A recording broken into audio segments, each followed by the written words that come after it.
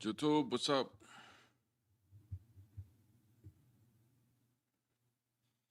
What up, what up? Sorry for the delay. Technical difficulties with technology. What up, these nuts? Mr. You're better. Liturgy was not what you was expecting. Hopefully in a good way. Hopefully in a good way. Good morning.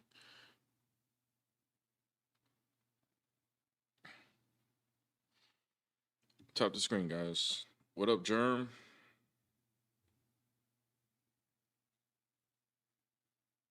Estamos vivo. Good morning, everyone, and God bless. God bless you too, Jamie. Thank you for being here.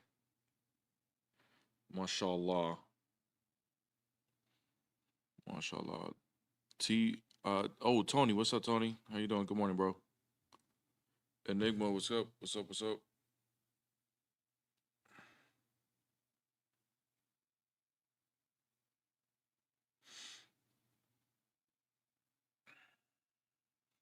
Shalom, Enigma. Glory to the Father, Son, and the Holy Spirit, now and forever, to the ages of ages. Yeshua Akbar. What's up, Holy? Good morning. What's up, Anthony? Good morning. Good to see you. Frankie, what's up? What's up? Good to see you.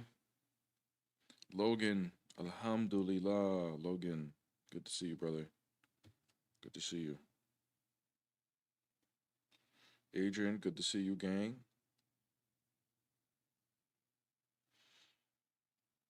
You know, we out here. Alyssa, God bless.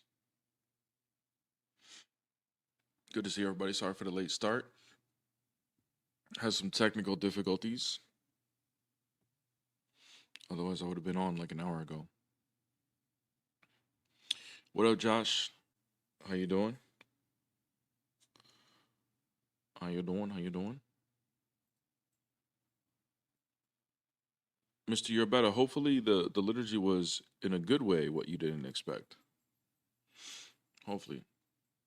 God bless Dios. What's up? Grove Master, good morning. So we got Dinon in the chat over here on TikTok talking about 3 gods in 1. But I bet you guys, if we start asking him about Allah's 99 names, he would start to describe his God made of parts, like an actual transformer. Like he would be the actual transformer, like his God would be. It's like all these attributes just came together and compiled Allah. Bet you if we start asking him these questions. There's no clue what he's talking about. Yeah, exactly. Like some Legos, literally, like just okay, we got the most loving, we got the most vengeful, we got and who put it together? Who put it together, you know? Definitely in a good way. That's good, bro. I definitely want to hear about it. I'm glad. I'm glad liturgy was not what you expected, but in a good way. Amen. Amen. Definitely listen to Alyssa. She has mod power, so she can block you if you don't hit the like button.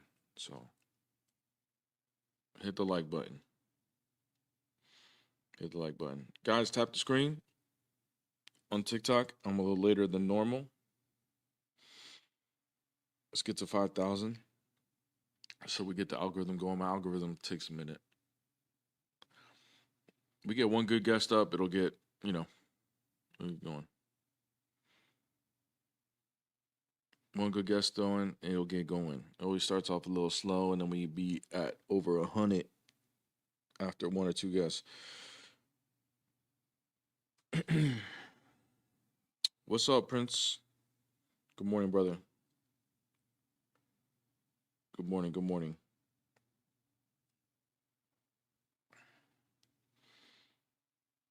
Contriti, what's good, gang?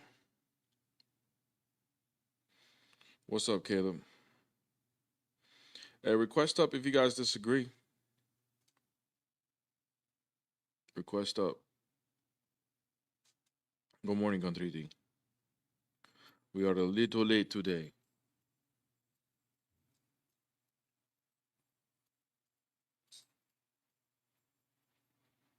We are a little late today. What's up, Marion? Good morning. Good to see you.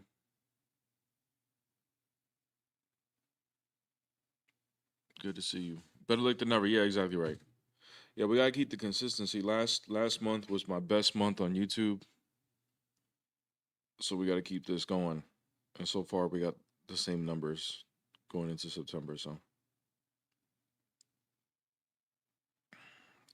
I agree with bro 100%. Alhamdulillah. Alhamdulillah. Am I atheist? What? I'm just curious. What in my background led you to conclude that I may be an atheist? That I may be an atheist. Leibniz law. I don't know what that is, bro. So I can't affirm or negate it if I don't know what it is.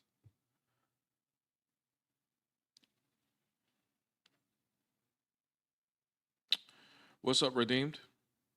Hope you're doing good.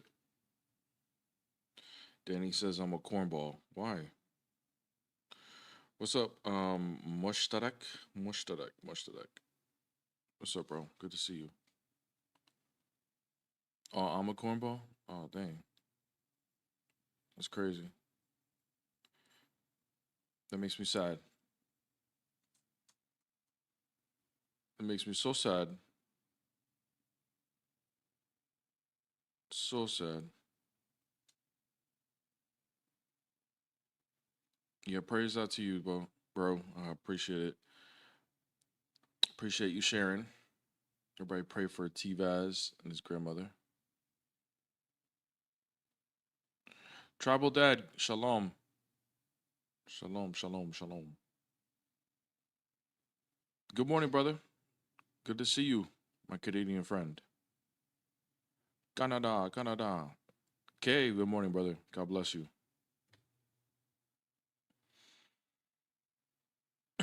Oh, I'm Jewish. It makes I'm not Jewish. I was just greeting somebody back. Shalom just means peace. Conquest, good morning. Love your lives, bro. Thank you, man. Thank you. Thank you.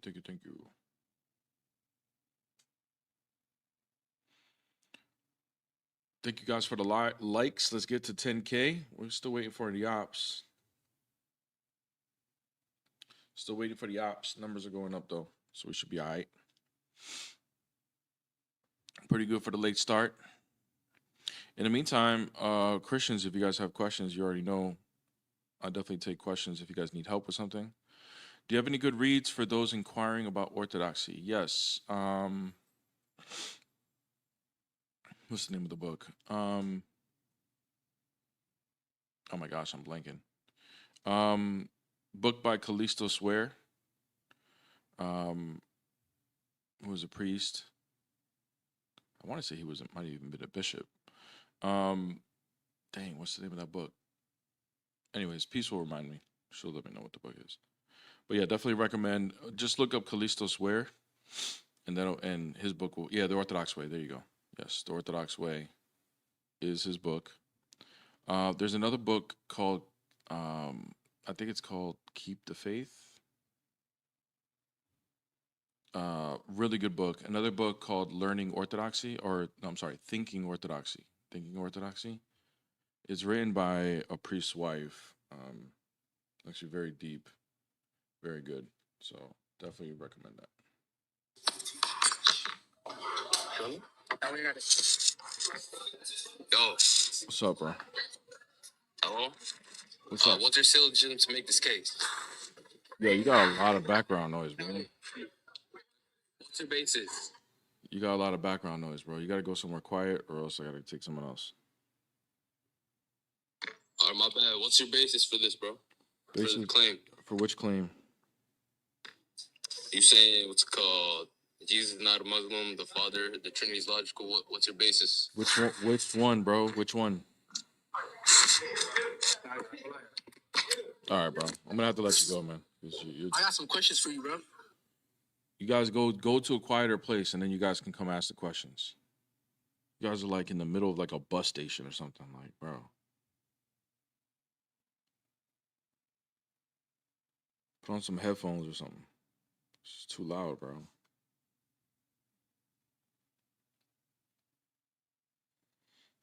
En el nombre del Padre, Hijo, y el Espíritu Santo. Amen. Sounds like school. I know, man. He's in school or something. Like, en el nombre del Padre, el Hijo, y el Espíritu Santo. Amen.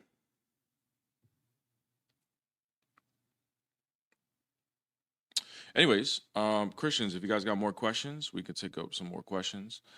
Oh man, I think there was a couple of people I was supposed to help find some parishes for liturgies, man. I'm such a bad person. I think I gotta look through my requests, my message requests. Am I Puerto Rican? No, I'm not Puerto Rican. I'm not. My fiance is though. I am not Puerto Rican, but I basically grew up around Puerto Rican, so might as well be. Might as well be. What's the syllogism? I swear the Dawa boys all learn new words at the same time. You're right. They learned the word syllogism, and now they're gonna ask, what's the syllogism for that? What's the syllogism? Can you give me the syllogism? Do you feel like the benevolence dilemma in relation to Allah is a valid argument? I don't know what the benevolence dilemma is. Bear is Dominican for real? Yeah, bro. I mean, I'm starting to feel it, bro. You know? Starting to crave more plátanos, you know? Wepa! And my fiance is half Dominican, so no, I'm not Cuban. I'm not Cuban. Yeah. Bear isn't Japanese. Nope, not Japanese. Not Japanese either.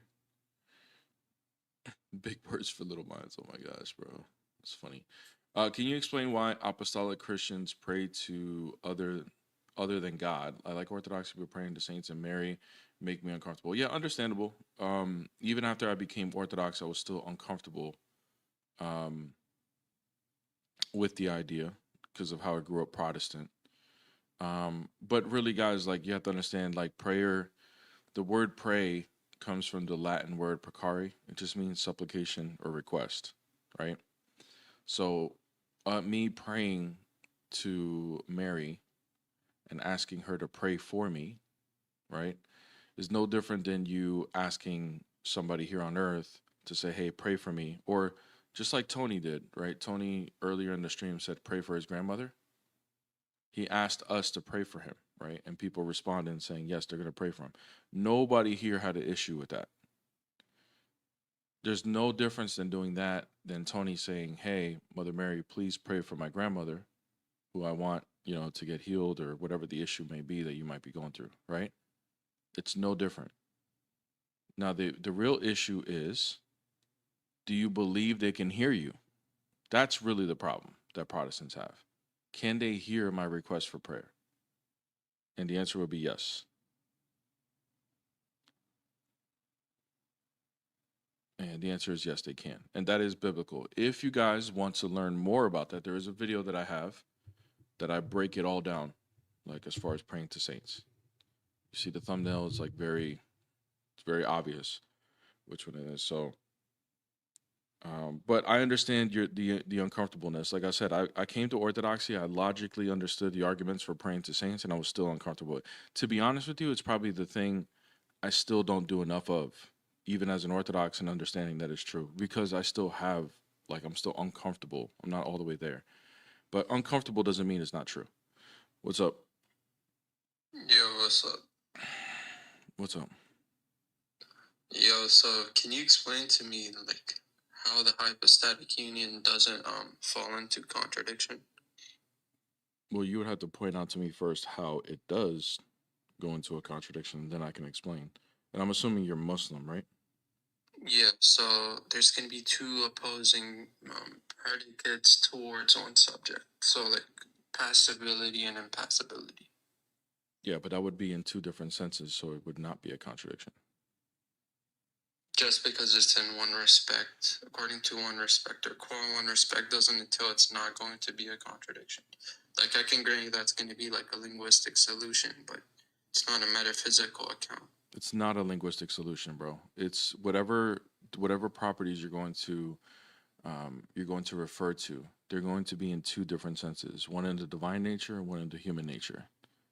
So it would not be a contradiction. All you're basically saying is like Jesus is going to be passible qua his human nature and impassible qua his divine nature, right? Are those two different respects? I mean, yeah, obviously, because the two natures are distinct, right? Then that means it's not a contradiction, bro. If we were saying that But Jesus says predicated towards the same subject, that's right? okay. That's okay though. That doesn't mean it's a contradiction. We're referring to it in two different respects. Like for example, like if I were to say, I don't know what your first name is, but I'm just say Hood, right?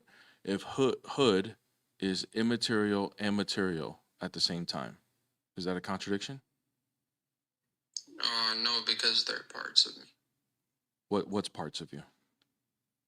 Like my soul being immaterial, and my body being material. Okay, so you agree that you can apply two opposing properties to one subject, and it would not be a contradiction. I mean, yeah, but it depends. Like, if you're gonna say that Jesus is half God, half man, we're not saying that. Sure. But even then, like, I would just say, like, it's not gonna analytically follow for God to be a man. Brother, okay, so you concede then.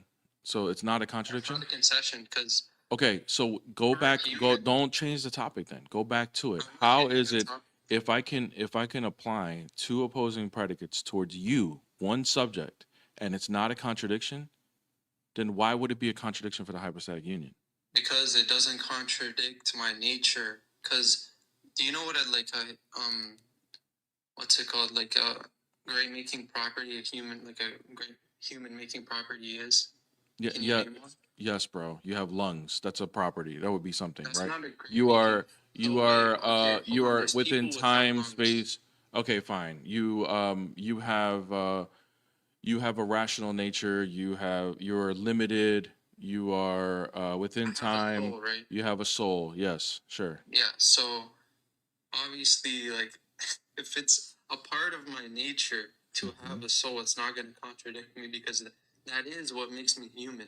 But you don't understand. Hold on. Hood. To be God, his great making properties are going to be the triomni properties, right? Yes, but here's the thing, bro. I'm arguing for the principle. I said, how would it be a contradiction? And then I said that these are in two different respects. You said this is a linguistic solution, but metaphysically still wouldn't apply. So then I went towards the principle that you're saying. You said you cannot apply two opposing predicates towards one subject. But regardless of whether the soul and the body makes up your one human nature, those are still opposing properties that are being applied to one subject. Regardless of whether it's your nature or not, the principle still stands. It's not a contradiction. Why? The explanation as to why it's not a contradiction is because they're in two different respects, which is what my argument is for the hypostatic union not being a contradiction. Okay, sure, I can grant that, right?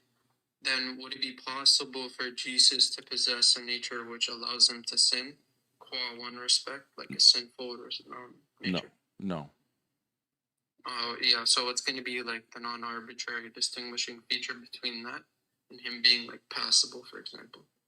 I don't know what the hell you just said. So, okay, what's going to be the distinction between that and like the symmetry breaker? Of what? I mean, why are you like special pleading? Why can't he sin? Special pleading for what? What exactly? You're saying he can't sin. He can't possess his own nature, which allows him to sin. Brother, he doesn't, because he possesses the divine nature. Yeah, but Jesus possesses the divine nature while also simultaneously possessing the human nature. So? Bro, what? So? What's the argument, dude? Like, so there's no contradiction there, right? You would agree, like, negative. There's no because it's two different respects. There's no contradict. What does this have to do with him sinning? Just please get to like be clear on your communication. I'm trying to give you an example as to why like you're special pleading. When Brother, I see Jesus, hey, Hood, hold on. Pause for a second. Explain what you meant about him not sinning and what this has to do with what you're talking about, please. Yeah, I was granting you your position. Okay, so you're saying, like, since it's in virtue of one respect, then it's going to be possible and not a contradiction. So can we say, like, can Jesus sin qua one respect? And it wouldn't be a contradiction. You said no, so I'm asking you for, like, okay, why are you saying that if it's through one respect? Like, Well, I mean, how do you define sin? Lying, for example, just going against God's divine will. Exactly. And if Jesus has the divine will, how can he go against his own will? Okay, well, yeah, that's basically what I'm saying. How can Jesus be passible while also being impassible? What do you mean by passible and impassible? Passible just means, like, being able to suffer, and then impassible being, like, not being able to suffer. What does that have to do with sin? No, I'm just giving you an example. So why'd you bring up passible and impassible? It has nothing to do with sin. I'm giving you, okay, because you said it would go against God's divine nature, right? For him to sin. Divine will, yes. Divine will. So how is it possible for Jesus to sin? Because it contradicts God's nature. It's not possible. I said that already. So Jesus can't suffer? What does suffering have to do with sin? Bro, dude, I already told you this. No, you did not. I asked you that, and you started babbling about something else. What does suffering have to do with sin? It's two distinct things. I was just giving you an analogy. Okay, bro, let's go one thing at a time. I don't like to mix in different topics. Okay, so I said that he doesn't sin because he has the divine will. Sin is going against God's will or the divine will. So obviously he's not going to be able to sin. Now, you said that's special pleading. Why? Please bring the argument. Is it going against the divine will, or is it going against his nature? Or do you take that to be the will would be a property of nature. So can you give me the argument as to, you said you made the claim I'm special pleading. Please explain why. Yeah, so you're saying, like, Jesus can't sin because it goes against God's nature to sin? Oh, we're going to repeat it again? You want me to repeat it too? Yes, I'm saying Jesus cannot sin because he has the divine will. He can't go against his own will. Yes. You want to repeat it one more time? Or are you going to, Hood, do you want to repeat it? Do you want to repeat it? How many more times do we need to repeat the claim until you bring the argument? No, okay, well, I already asked you a question based off your claim. Okay. You don't need to, well, bring the don't ask a question. Can you just bring what the argument is? How am I special pleading? It's a clarifier. Okay. Can you answer my question? How am I special pleading? Yeah, sure. I'm gonna demonstrate that, but I just. Can you just answer the question? Can you just cut the? Can you, bro? Can you just get to why I'm special pleading, please? Yo, can you please, like, answer my clarifier, or? No, just get to how I'm special pleading. Yeah, I'm going to demonstrate how you're special pleading. All right, I'm waiting, bro. You got one more. You got one chance, bro. If you need, I don't know why you need a clarifier if you already made that claim. That means you already know where my position is. I made that claim making the presupposition that you're, like, understanding my semantics. Okay. I'm waiting. I'm waiting for the. So I'm waiting for the argument. Clear that you are. Like, can you answer the question? Go ahead. Ask the question. Yeah. So when you say, for Jesus to sin, it would go against his divine will. How is that going against his divine will? Like, what do you mean by that? Can you expound?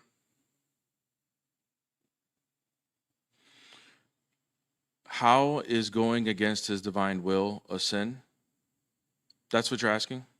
How is sinning going against the divine will? Like, what makes it contradictory? Yes. So if humans were created for a certain purpose by God's will, if you go against the purpose of what humans were created for, you're going against God's will. And would that be the same thing as, like, going against God's nature? If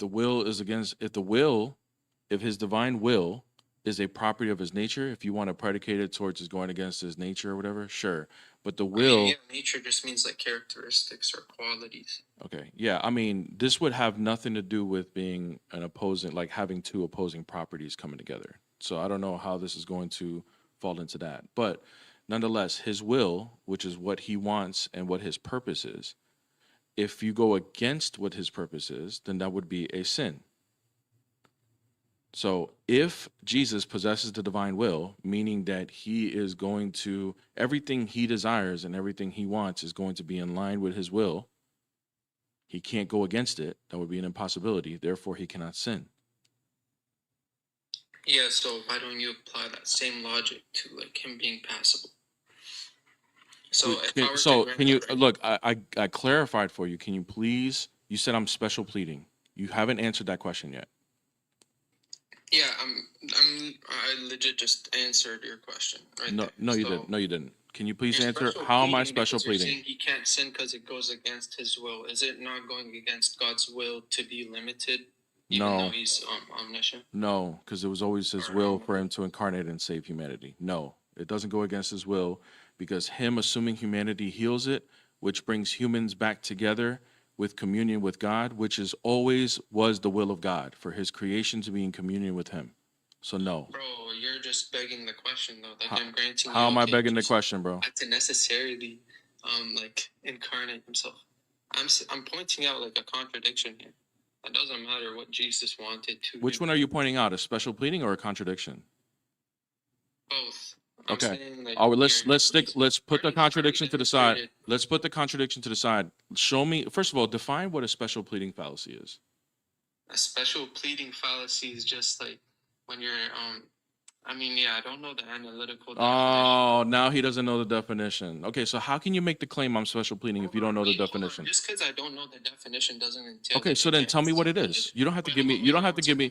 You don't have to give me. You don't have to give me the definition. Then give me what. You don't have to give me the scholastic exact definition. Just tell me what it is. Like basically like being biased towards a certain proposition.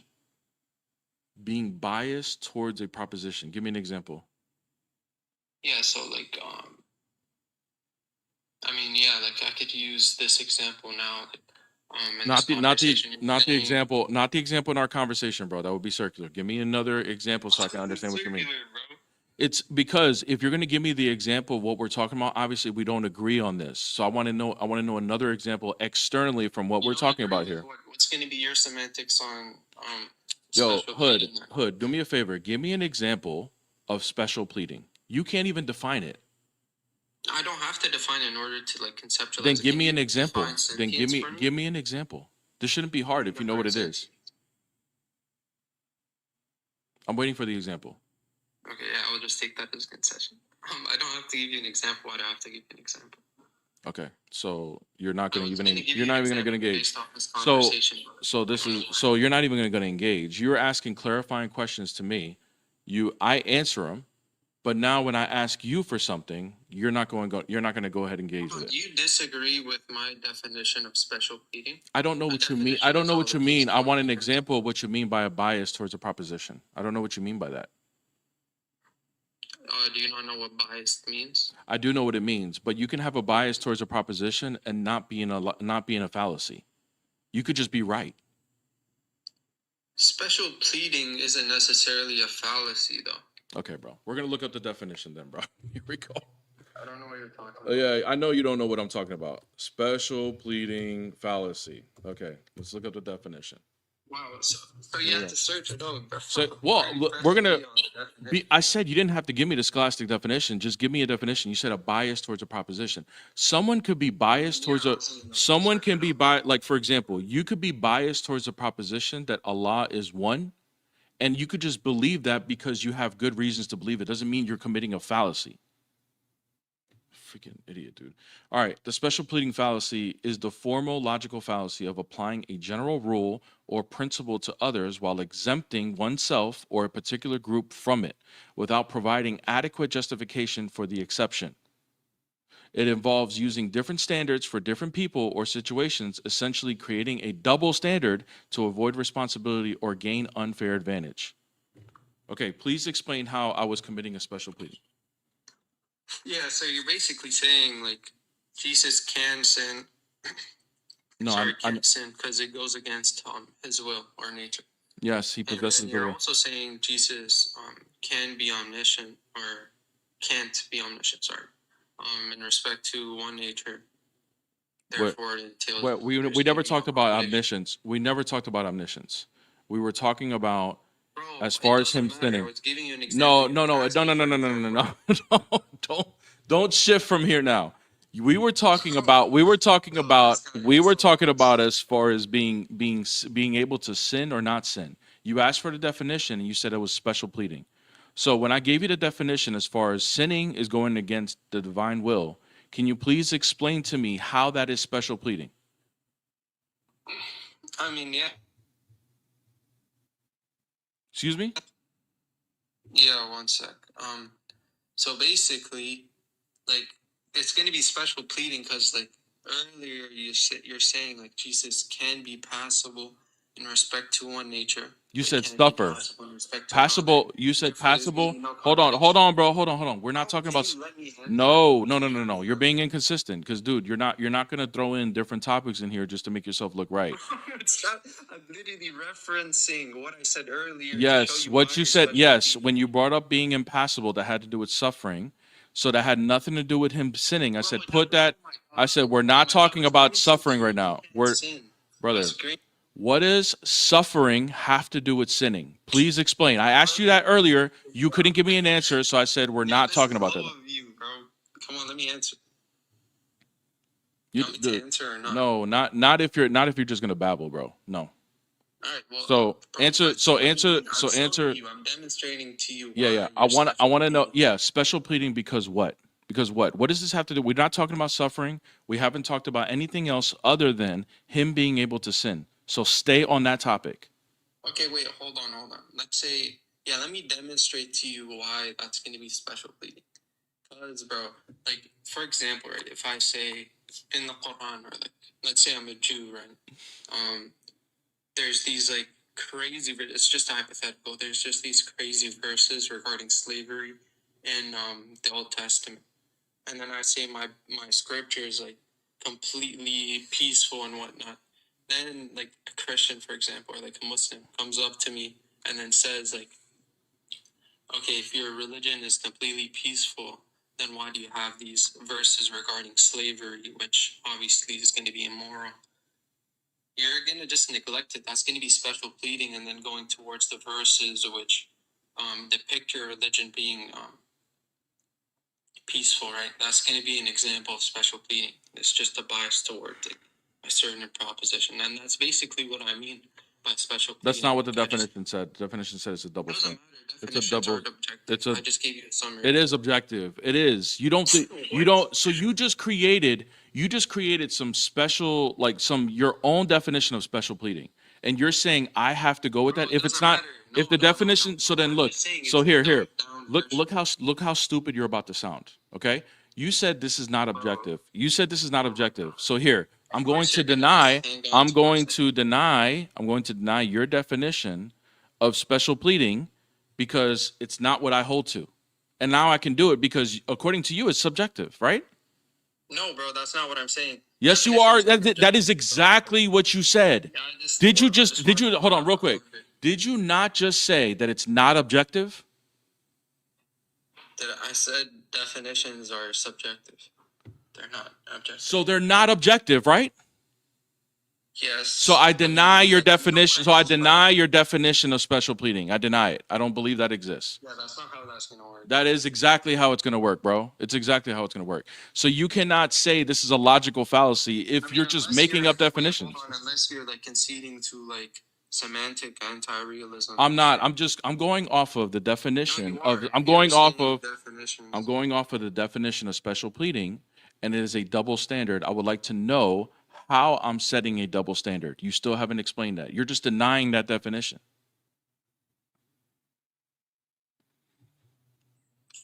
Bro, I gave you a summarized definition. How am I doing a double standard, bro? Yeah, because I was literally giving you like why that's going to be the case, and you just keep muting me. No, you denied that definition. So you weren't. You were going off of whatever your definition of special pleading is.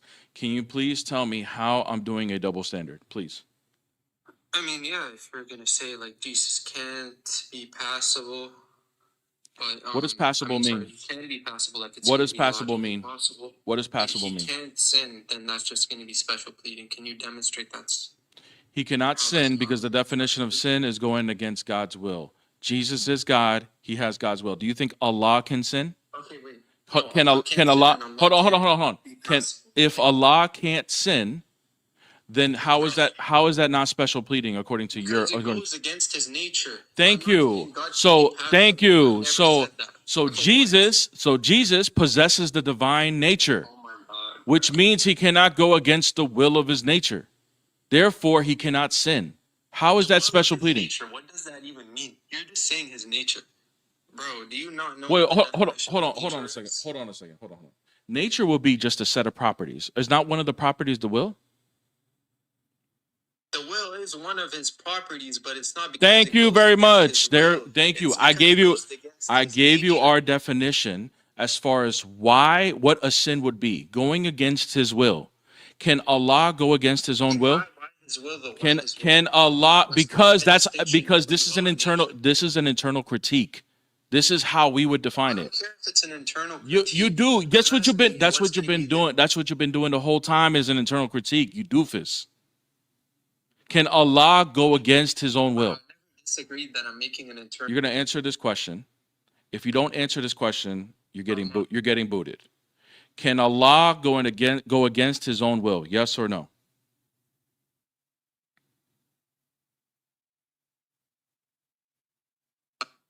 Yeah, are you gonna stop acting like a child then? Can Allah go against his will? You got one more chance. One more chance, bro. You got 5 seconds. 5. Can Allah go Yeah, against his what's own the will? question? 5. Can Allah go against his will? 5. No, 4. I can't go against this. How is that not special pleading? Okay, what am I special pleading? Like, what do you even say? Because you're saying that he can't go against his will. Why? Why can't you say it? Why can't he go against his will? If you take will and nature to be synonymous, yeah, Why I can't go you? against Why it. can't he go against his will? Because it's gonna be contradictory. Like, Contradictory to what? to him. What are you talking about? Exactly. So if Jesus, Okay, wait, hold on. First of all, So- I don't say. hold on a second, because I'm responding to what you're saying, brother. What you just said, your answer is to Allah is the You're same. responding to What you just said, the answer is to Allah is the same answer. Is the same answer for Jesus not being able to sin, bro. It's the same answer. But it's okay for you to say it, but it's not okay. If I say it, it's special pleading. When we define what special pleading is, it's not necessarily special pleading. It's your own definition of special pleading. Bro, I'm not saying. Hold on, because you're just strawmanning me. I'm not saying because it goes. All right, see you later, bro. He's an actual idiot. This is what you have. In order to be a Muslim, you got to, like, this is the sophistry you got to play. You got to play sophistry the whole time. What's up, bro? I was.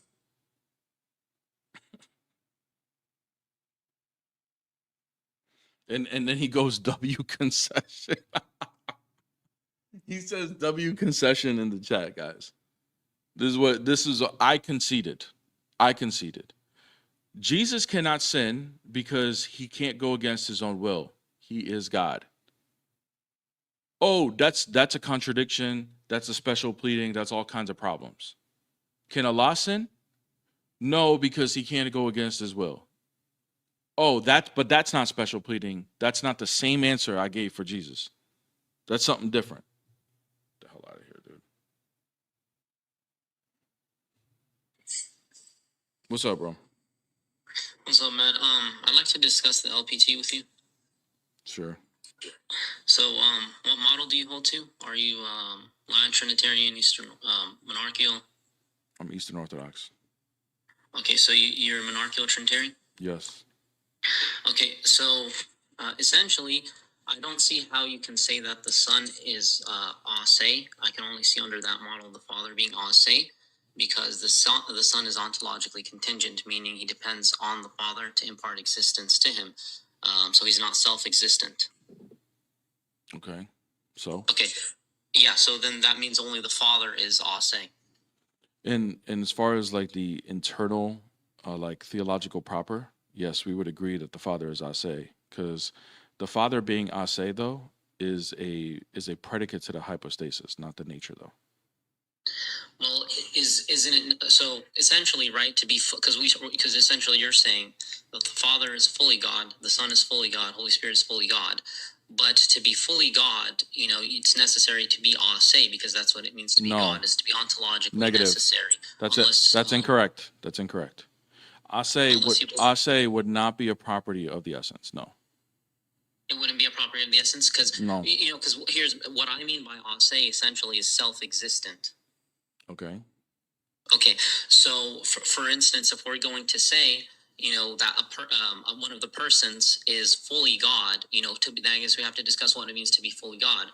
To be fully God is to not depend upon something external to you, or not, because you're already necessary in existence. Otherwise, like for example, I don't know if you're familiar with Islamic philosophers. They also had that hold that the first intellect is a necessary concomitant that flows from divine essence, but they'd still Hey, Muslim, you gotta Muslim. Do me a favor, dude. Put your speed down to like half. Like slow down, bro. Like you're just. I understand what he's saying, but he's not No problem. Like for instance, like Muslim. Do you know what the eunomian premise is? No. Okay.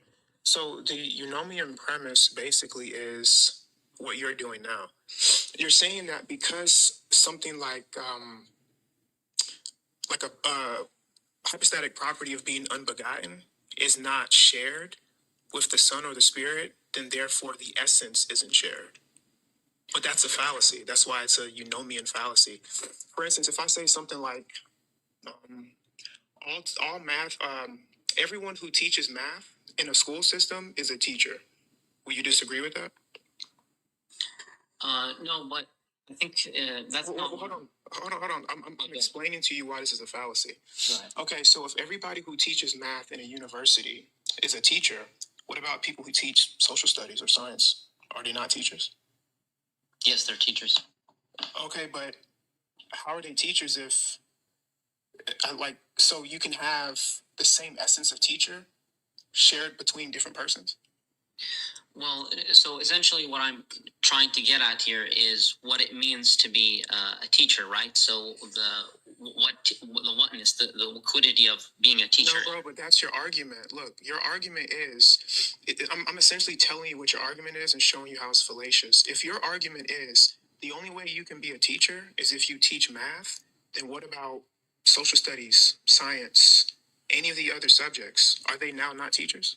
Yes, I get your response, but I don't accept the analogy itself, and I'll explain why I don't accept the analogy. Why not? Aseity is not a property. That's what we're explaining. Aseity is not a property of the divine essence. Right. So then that's what we're discussing here. I believe aseity itself, to be God, right? You have to have aseity. Otherwise, if you don't have aseity, then you don't have necessary existence, because aseity itself is necessary. No, I just explained. No, I just explained to you, and I gave you an analogy as to why that's not right. true. And I reject the analogy because, as you also agree with me, as you agree. Watch this. Okay, watch this. Watch this. It's fine.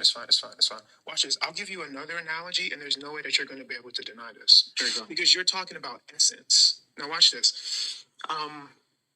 Who did Allah create first? So there's different views. I come from like the Shia tradition, but I believe the first creation itself was an angel. Okay, fine. Who's the first? I believe angels are the most. I'll just make it more specific. Who's the first person that Allah created on earth? On earth, Adam alayhi salam. Okay, who was Adam's first son? Qabil. Who is that in English? So Abel, Cain, and Abel. Like Seth, Abel, those people. Okay. Fine. Yeah. So Seth. Okay, was Adam begotten or was Adam unbegotten? What do you mean by begotten? However you want to put it. I believe Adam was a product of God intervening and directly creating him. Okay, so Adam was unbegotten, right? If unbegotten, if you mean unbegotten in the sense that he didn't have a father or mother, then yes. Okay. What about Seth? Was Seth begotten? Yes. Okay. So Adam being unbegotten and Seth being begotten, aren't they both human? Yeah, they're both human and contingent beings. Okay, but It's about the essence. So this is why I said this is a fallacy that you're doing. So the essence is shared equally between Adam and his son, but Adam is unbegotten and Seth is begotten. So if we're talking about, if we're talking, I mean, this can easily be applied as an analogy to the essence. If we're talking about the Father being unbegotten and somebody like the Son being begotten, just because the Father is unbegotten, or another way of saying it is paternity or aseity, just because the Father is unbegotten, it does now not follow that they don't share the same essence because the Son is begotten. Well, difference with, they should take with that analogy is, number one, both of them are contingent, and number two, we count two It doesn't matter. It doesn't matter because if we're talking about theology, if we're talking about theology proper, or if we're talking about theology economia, it wouldn't matter because essence can be applied to things in creation. Right, and so essentially, what I'm telling you is that Adam himself, and when we speak about Adam and when we speak about his son, number one, their essence is both contingent, and number two, it doesn't matter if it's contingent or not. The fact that let me just finish the sentence. I'll tell you why. The reason why is because what you're doing is straw man. I need you to hold on a second. But let me get a sentence here because you've been talking for a while. Hey man, you've been talking for a while. My friend, you're attacking So, straw man. don't raise your voice, dude. Relax. Before you explain, Muslim, please stop. Before you explain, can you steel man my argument and then explain how it's disanalogous? Go ahead. Okay, so essentially what you're trying to say is because in the same way that Adam himself is unbegotten in his nature, and then his son is begotten in his nature, we still say that they share the same nature itself, which is humanity, even though when we predicate unbegottenness to Adam and we predicate begottenness to his son. Is that what your argument is? Yes, now refute it. Okay, beautiful. So I'm telling you that the nature of the Father and the nature of the Son aren't the same because the nature of the Father is ontologically necessary, while the nature of the Son is ontologically contingent because you can only predicate aseity to the Father, which you both agree with me on. No. That's essentially your problem. Okay, now let me respond. Your problem is that you're attributing aseity to the essence. I just explained to you how that's not the case. Because if aseity is attributed to the essence, then the example that I gave you about Adam being unbegotten and the Son being begotten would mean that they don't share the same essence. If the application works for lower creations, then how much more would it be for the essence? How much more would it be for God?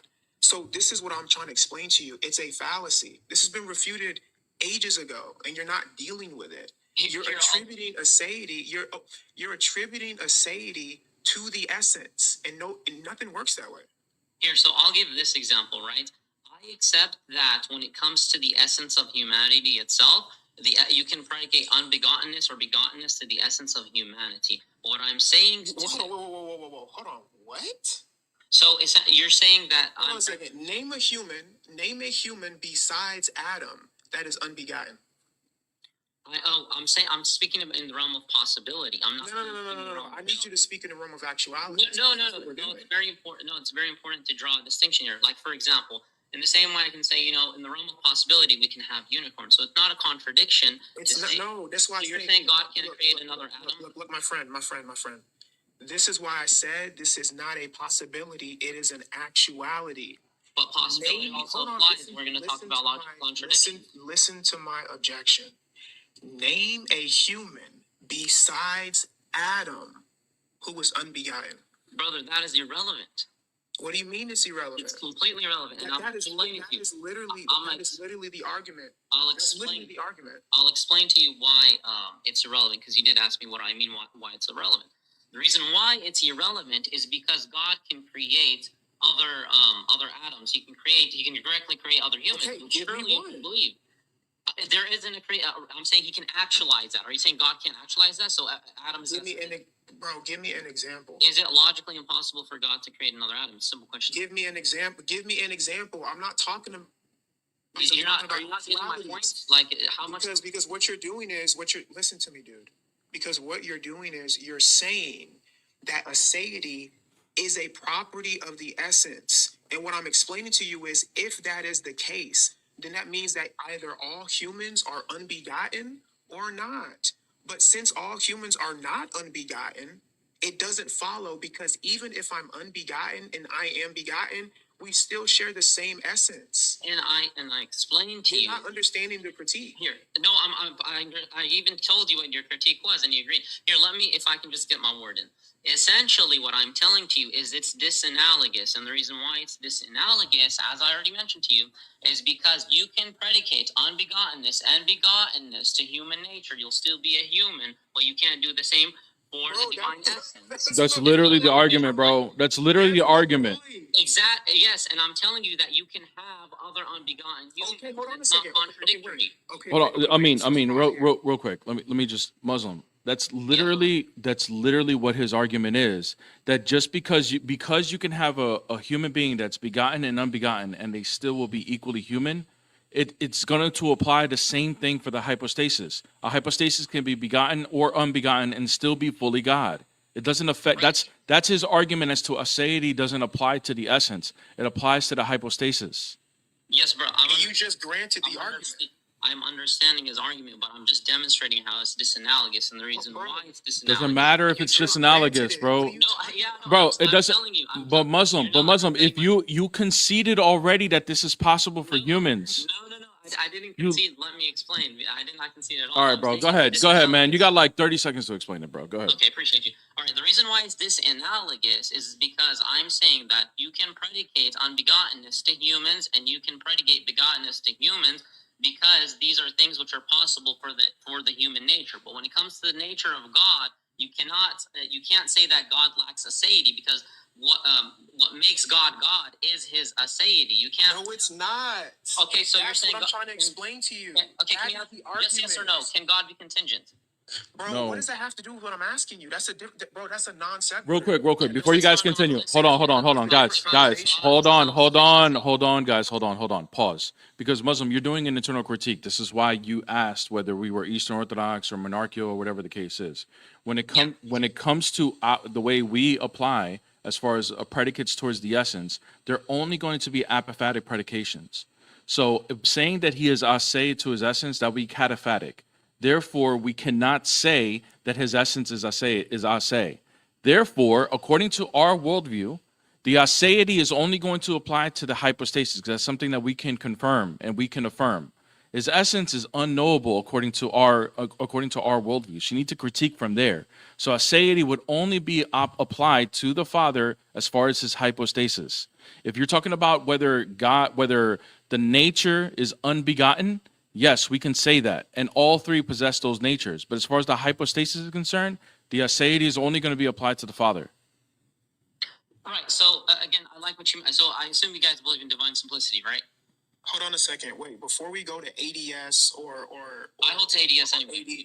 Hold on. Before we go to any of that, I do want to respond to the brother. Hold on, dude. Before we do that, Exactly.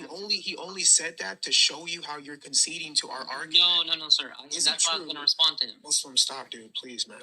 Is it true that somebody can be begotten and unbegotten and have the same essence? Is that concrete, or is that abstract? That is true in terms of humans, but it's not true in terms of God. Okay, now watch this. Okay, now watch this. If it is true of humans, and we're not talking about something that is necessary, because there is the idea of theology proper and the idea of theology economia. But if something is true even of lesser beings, then how much more true can it be possible of greater? This is why I'm asking you the critique. If we're talking about something being analogous or disanalogous, you have to show with certainty in every degree how it is disanalogous. If we're talking about the essence of something, everything has essence, including God. If we're talking about the essence of something, you have to show from that perspective why it is disanalogous, and you have failed to do so. And I explained repeatedly now for like the fourth time that it's disanalogous because the nature of humans, who are composites of essence and existence, or contingent existence, can have these predications be made of them, and their nature itself is. So what? God's essence. So And what? God's Hold essence on. So what? It's a stop. necessitates The a reason state. why it doesn't work You, is you, because you that's just gotta let me talk, man. Like you can't Stop, hold interrupt on. me like this. It's a category error. It is a category error. You're assuming that just because humans are created, that we cannot predicate something like the idea of essence to God. Does God have essence? No, that's not what I'm assuming at all. Of That's course, God literally has what you're doing. essence, but God's essence is unlike human essence because God's essence is non-composite, while human essence is All right. composite. So Okay, hold on. I mean, let me The step point back is here. about aseity. So what do you mean? So what? Okay, so Muslim, go ahead. What aseity? When it comes to aseity, what's the issue with everything that we just explained? What's the issue? Okay, again, just to repeat the point. So the issue is the example he's giving. He's giving about Forget the two humans who example. share- Forget the example. I want you to just get Okay. right to the argument. Let's going back to the argument. No problem. So what I'm saying essentially is, if we're going to say that the Father is fully God and the Son is fully God, but at the same time you're saying that only the Father possesses aseity while the Son does not possess aseity, then in reality only the Father is fully God insofar as only the Father is ase, and aseity is necessitated to be for absolute self-sufficiency. Otherwise, so you're conceding that the Son is contingent essentially. To be contingent means you cannot be fully God. Okay, so that's your argument. Okay, here we go. Now, Yes. here's my response. Okay, the Father, the Son, and the Holy Spirit, insofar as their essence, have aseity. When it comes to the hypostasis, only the Father has aseity. Okay, I disagree with that. The reason why is No, because hold on. It's not whether you. I don't care if you disagree with it. You're a Shia. obviously don't care Hold about the on, bro. example, it's false. Hold on. I just want to be clear because I don't want you to go on a tangent on to why you disagree with it. Let me be clear. I don't care if you disagree with it. You're a Shia You don't Muslim. want me to explain Hold why it's on, wrong? brother. Hold on. I don't care if you disagree with it. You're a Shia Muslim. Of course you disagree with it. I want you to point out what's wrong with it. Exactly, yeah, essentially. Disagree with it, what's wrong with it? It's kind of like synonymous. Anyways, well, I already mentioned to you what's wrong. You didn't really respond. Like, you just said, hold on, and then can you respond to what I said? What would you say? The reason why it doesn't work is. Can I talk to one person, please? So let me talk to the I mean, brother. hold on. I got. Hold on. I'm also in Me this- and Amin are it's the going in same circles. argument. I think No, it was no, fair. we're not going in circles. You are. You're No, assuming. because I'm You're repeating assuming the same that thing, just and then you go because back to this analogy. you're assuming. Even your Christian brother was like, let's ditch that example. No, hold on a second. Muslim, that had nothing to do with his example was perfect. You actually, without realizing, just conceded to it. But you keep Exactly. keep dancing. I was showing, Hold on a I was sec. showing- Listen, brother, listen. I'm trying to go with you so that we don't go around in circles. But you are getting upset because Amin was jumping in and stuff like that when you're talking. Now you're doing it to me. So I let you speak. I let you explain the argument. His analogy was perfect. You already conceded to it, and you're just trying to dance around it. So now I wanna go down this argument with you and let you go down the argument. I still want to show you how you're being inconsistent. So what exactly did you say that is the problem with what I said? Okay, so the problem with what you said is precisely this. It's that when you talk about the persons themselves, you're saying that only the Father possesses the property of being ase. But I'm telling you that each person is fully God and fully distinct from the other person.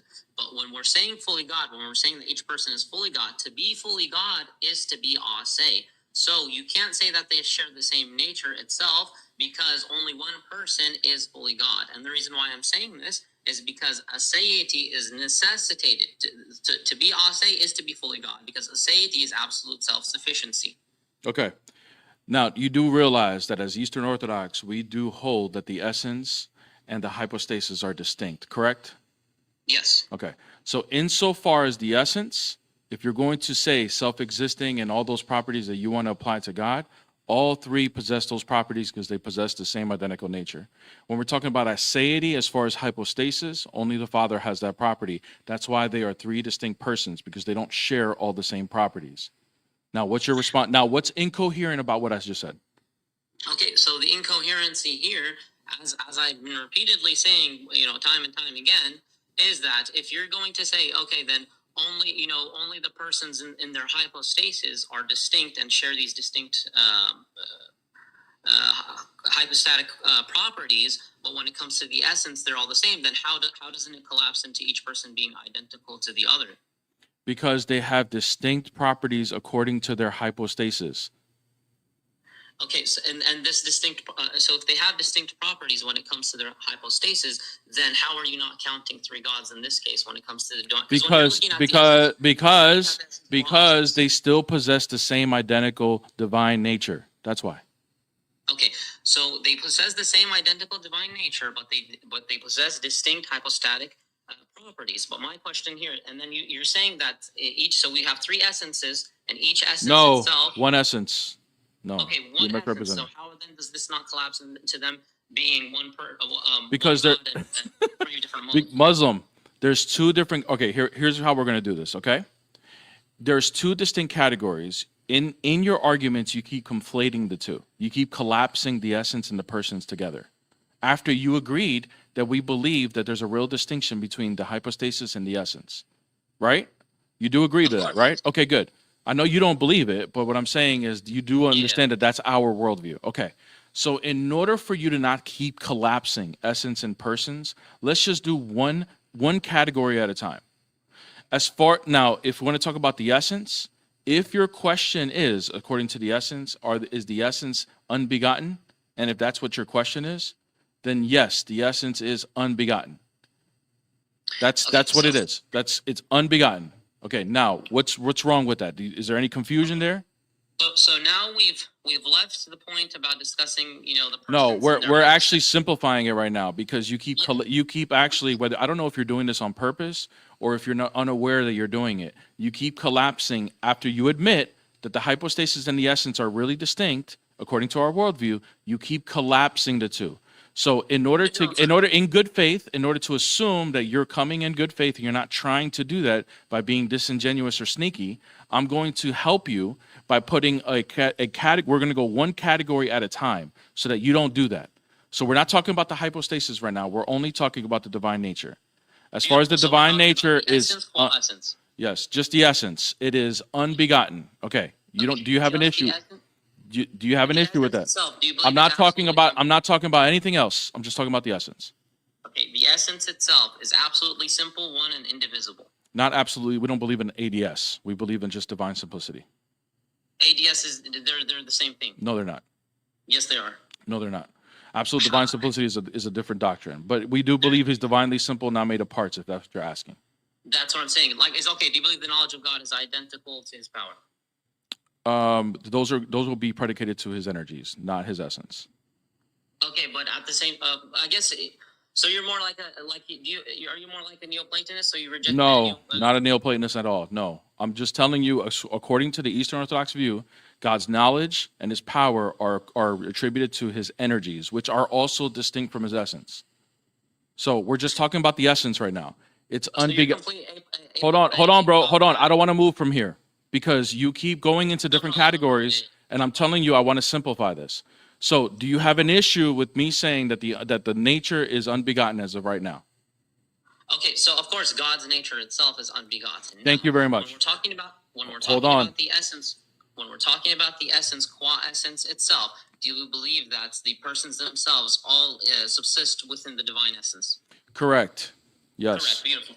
So they all subsist within the divine essence. Now, are they mutually distinct? Are they conceptually distinct or really distinct? They're really distinct.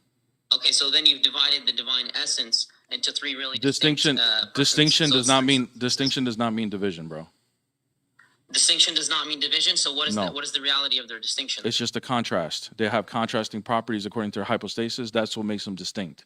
That doesn't mean they're divided. We're then back here, and the contrasting properties. What are the contrasting properties? The contrasting. Okay, good. So now, hold on. Just pause right there.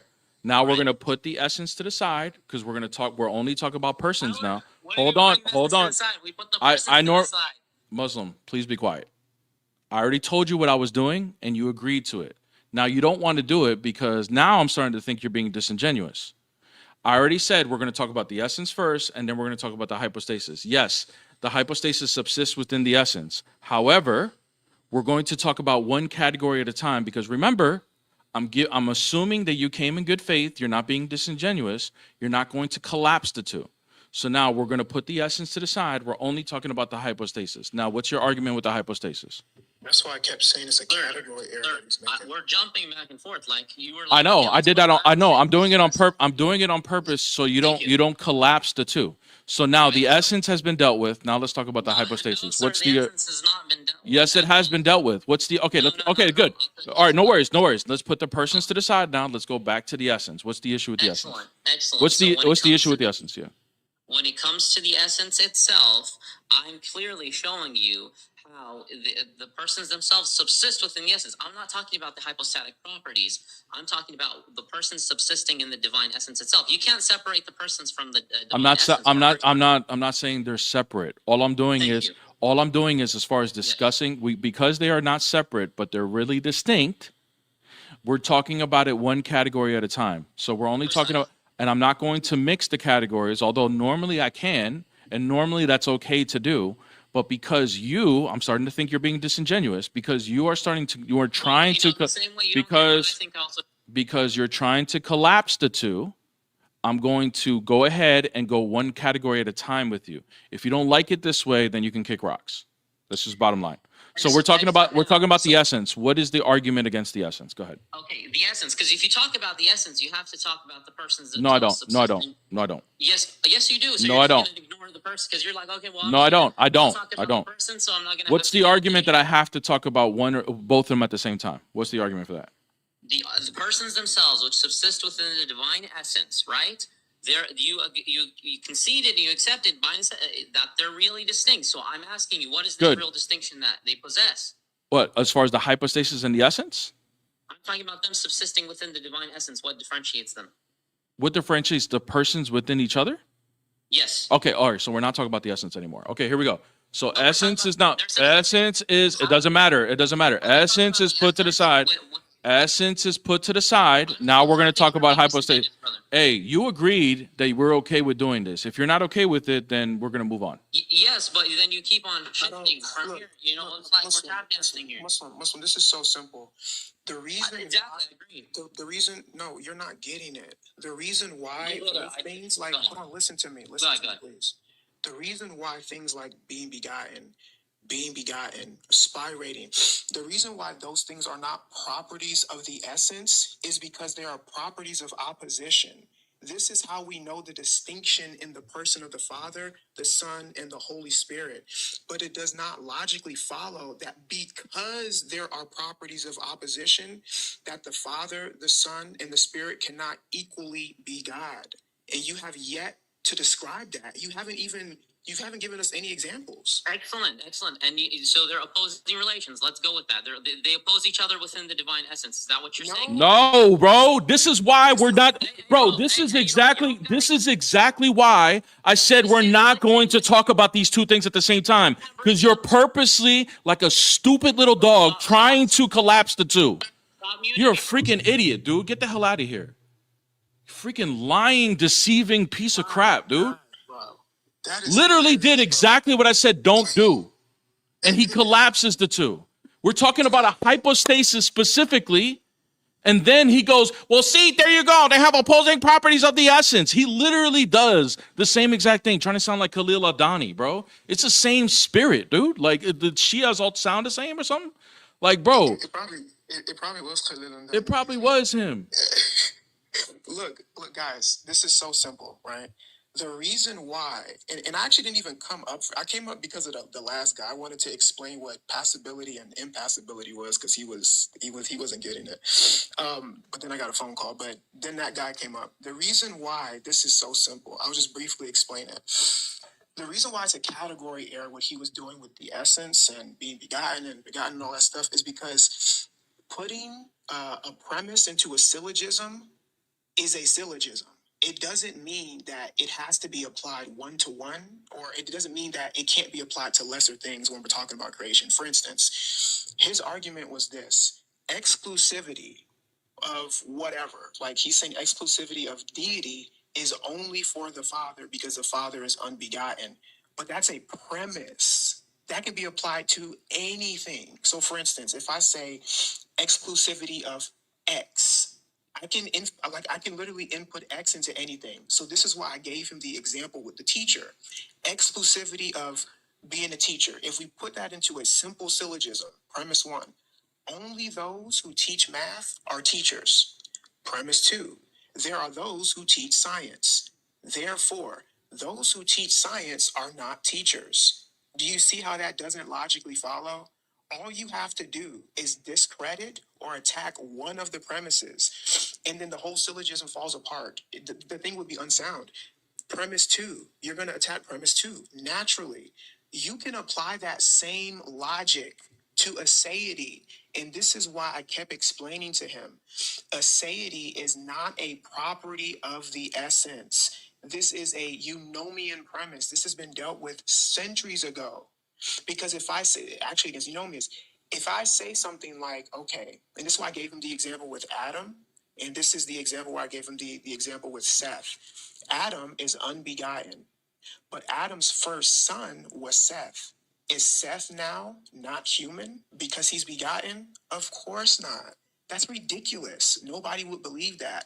But because it's a set of premises in a syllogism, it can be applied to anything. And they don't realize that they're conflating. And they do this on purpose. No, he's doing it on purpose. And if it was, and I'm trying to see if somebody could check, his name was just Muslim. But I'm like, he sounded like Khalil Adani. And honestly, like, oh, there he is right there. Hold on.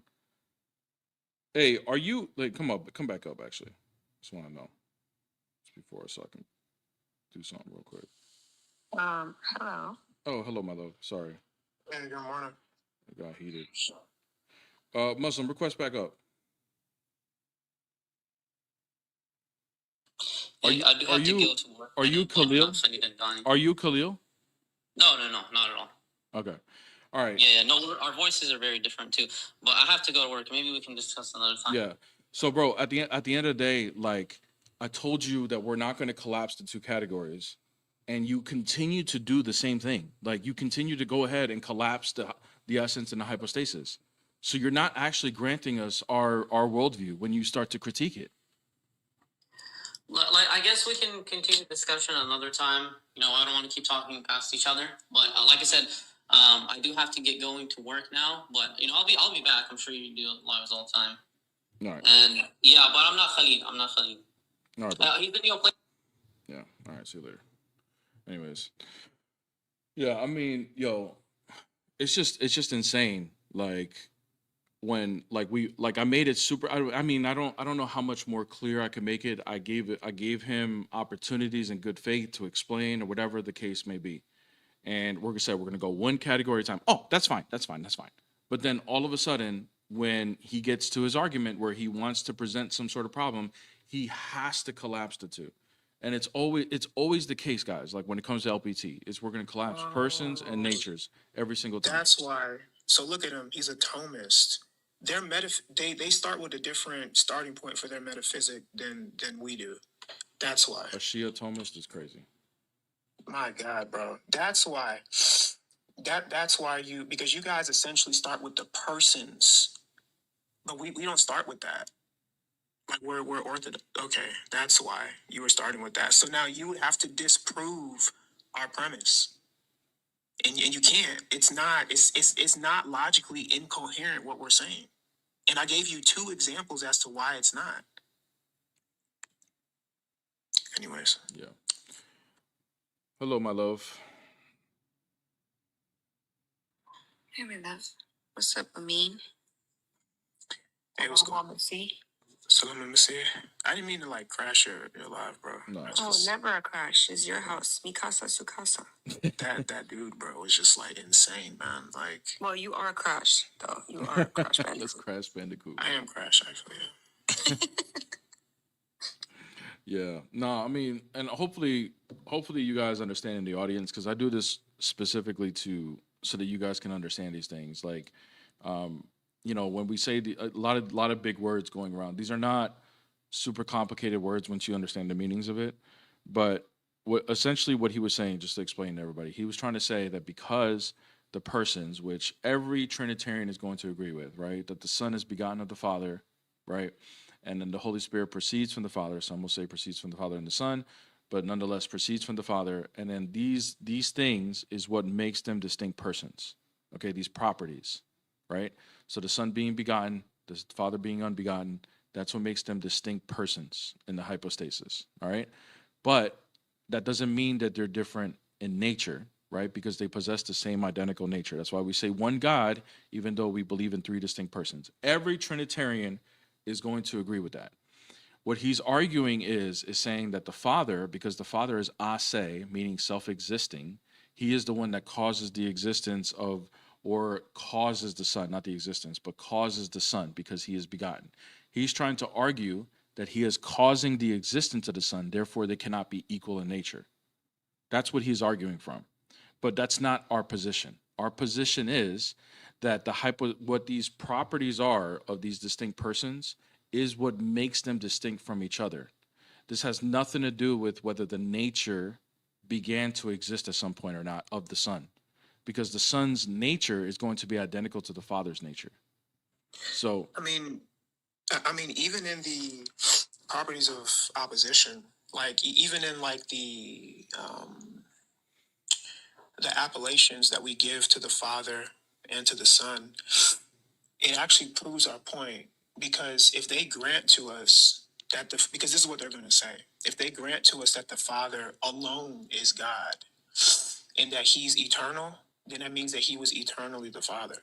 Well, hold on a second. If He's eternally the Father, then that means that eternally He had to have a Son. And if He eternally had a Son, that means the Son is eternal. yeah, exactly right. I mean, I don't know how else more, like how to make that more clear. Like, it's literally not a problem, but because they have baked in presuppositions, because their God is Unitarian, this is what they have to do. They have to straw man our argument and then attack. Like, bro, I don't understand. Yeah. Look at him. He's still in the chat. Yeah. Bro, I thought you had to go to work. No, but here's the thing. If there was contingency, only way that this would be contingency is if they were either separate beings or separate parts. But we're not saying that. They're intrinsic to each other. Like, that doesn't mean that they're going to be this is like the Father, the Son, and the Holy Spirit are intrinsic to each other. They're not like parts that were put together. So that's not even our position. It's the only way that it could be contingent. So they're just intrinsic. Bro, he's saying, bro, look at this logic. Eternal. He's literally saying that he can have eternal contingency.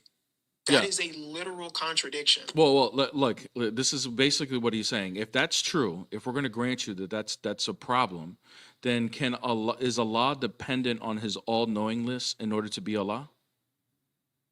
Is He contingent on that property in order to be God, to be all-knowing? I want Muslim to answer that question. Is Allah contingent on the property of being all-knowing in order for Him to be Allah? Bro, look at him. Now he's saying it's temporal. If it's temporal, that means that it was created. That means that that means there was a point where it didn't exist, and then it started to exist in time. Hold on. He's identical to His knowledge. Okay, so that means His nature is identical to His knowledge. Okay, good. So what about Him being the most vengeful? Is that also identical to Him?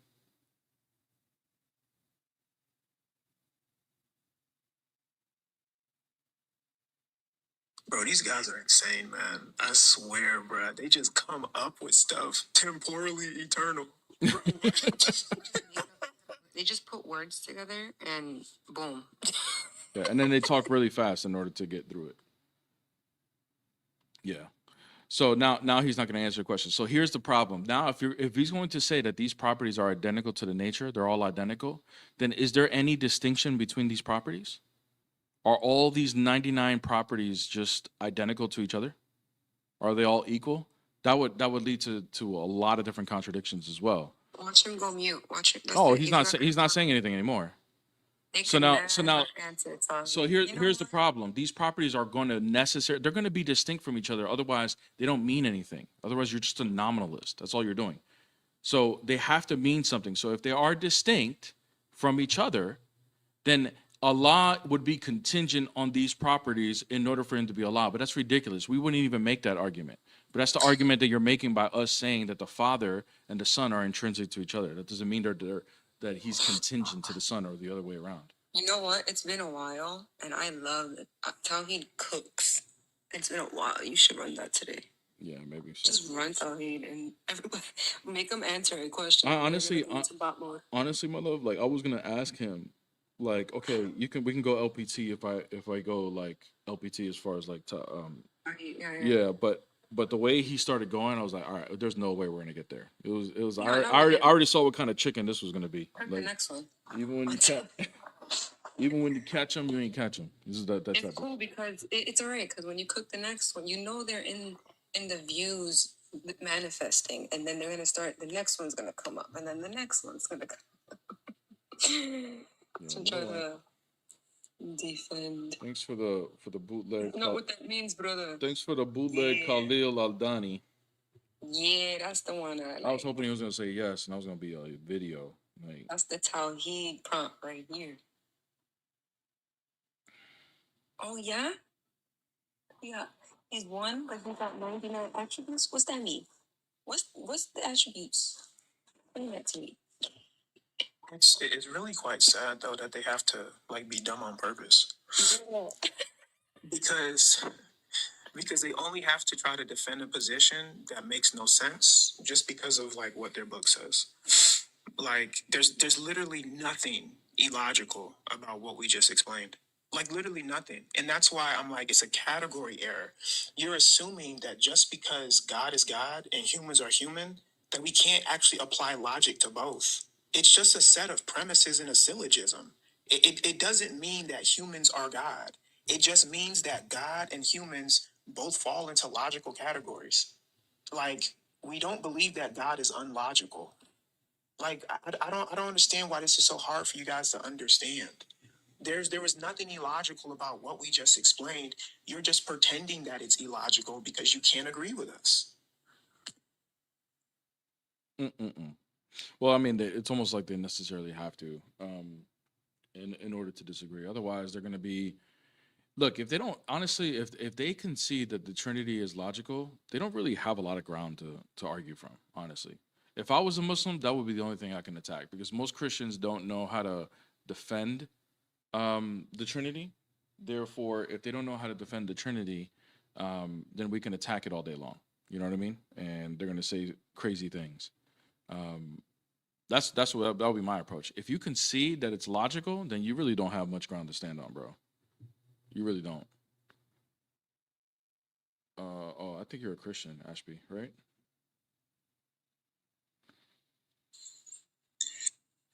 Hey, all right, I won't take up too much of your time. What's up, What bro? you just said actually happened to me on my live last night. I had a Muslim actually defend the Trinity from a logical position. And he even said that you can't, as a Muslim, you can't go against the Trinity logically because it would go against the Quran.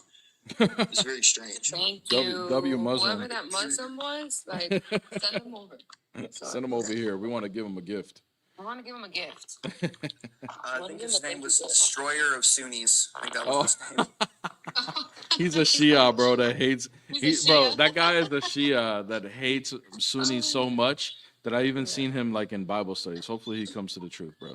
So Yeah, I feel like they should, yeah. yeah, That's what he he's a told me special last night. case. He said, He's "Tell a special Muslims that they can't go against the logicalness of the Trinity because Quran says if Allah had a son, then you should worship him. So Christians are good in Exactly. worshiping him because they think that's true." Honestly, they should drop the illogical argument. Like, come up with something else, man. Stop coming for the Trinity. At least not logically. Like, try something else. Well, Anyway, thanks, bro. I just wanted to let y'all know that. Y'all have a good day. You too, brother. I'll go now. Take it easy, man. God bless you, bro. Yeah, W. Bear, can I answer a question from the chat? Yeah, go ahead. Doc Smitty asked, and this is a valid question, and he's Christian, so I know that he's actually asking. He says, is shared aseity not a thing? And the reason we say no is because if it was, that means that you would have multiple first causes. But just because you use terms like cause and uncaused does not mean that you have some kind of like created God or something like that. All it means is that there, again, as I stated earlier, properties of opposition. So, for instance, if you had multiple first causes, if the Father, the Son, and the Holy Spirit were all ase, were all uncaused, then you wouldn't have the properties of opposition and it really would be modal collapse. Because what would be the distinction in the Father and the Son if they're both uncaused? Do you understand? So just because something is uncaused doesn't mean that they don't have the same essence. And this is why I kept giving him the example of Adam and of Seth. Okay, Adam is unbegotten, and Adam caused Seth, and Seth was the cause of, or Seth was the result of the cause. But it doesn't mean that Seth now is not human. It doesn't mean that he doesn't share the same essence. For instance, think about it this way. If you have a torch, like it's dark in a room or something, and you have a torch and you light another torch, the first torch is the cause of the second torch. But is the second torch less fire than the first torch? What if the second torch lights a third torch? Is the third torch less fire than the first torch? Of course not. Nobody would say that. That's insane. So this is why it's not a problem for us to use terms like unbegotten or begotten or spirated, because it doesn't affect the fact of the matter that they have the same essence. They're just properties of opposition. This is how we know that there actually is a distinction in the Father, the Son, and the Holy Spirit. This is why we say that it's one being but three persons. If it was, because then the logical question is, okay, well, if it's three persons, how is it one being? Being, for instance, if it was three beings, for instance, I can, like, for instance, right now on the stage, I'm talking, but Peace and Bear are not talking because I'm my own being. If I was the same, if we were all the same, if I was the same being as them, then whatever that being does has to be followed. But the fact that I'm able to speak and they're able not to speak means that we are distinct beings. Being cannot go against itself. This is why when we read the scriptures, whatever the Father, Jesus said it, whatever the Father does, the Son does likewise. So this is why you may see something like the resurrection, right? In the Bible, it says the Father raised Christ from the dead. In the scriptures, it says the Son raised himself. And in the scriptures, it says that the Holy Spirit raised himself, also raised the Son also. But hold on a second. If they were three separate beings, then there would be the Father raising him and the Son would just be sitting there. But the scripture is explicit. Instance of what the Father does, the Son does too. Likewise, the Spirit. Matter of fact, when you read Genesis chapter 1, it says, in the beginning was the Word. It says, in the beginning, God created the heavens and the earth. And notice what it said. The Spirit of God was doing what? Sitting there? No. The Spirit of God was hovering over the waters. And then verse 3, it says, then God said, let there be light. Now, John, in his gospel, he says, in the beginning was the Word, and the Word was with God, and the Word was God. All things were created by the Word. So we have the Father, the Son, and the Holy Spirit involved in creation. What makes them distinct is those properties of operation. So the properties of operation is equivalent to the mechanism. So there's one action, there's one act, one operation, but the mechanism in which the operation is distilled is the distinction. Like, I don't know why this is so complicated. If they really were three separate guys, then you would have an instance where the Father is doing something and the Spirit and the Son are not. But you never see that. Yeah. I love when she ad-libs. W I mean. W I mean. No, thank you. Also, for those telling Halal Gang to come up and for Halal Gang yapping in the chat, just for the 128 people in here, we got him clipped saying that he would lay down in a bed with a 9-year-old with his stuck pants for the off. law. Stuck for the law. Stuck for the law. Hold on a second. Let me get to a super chat.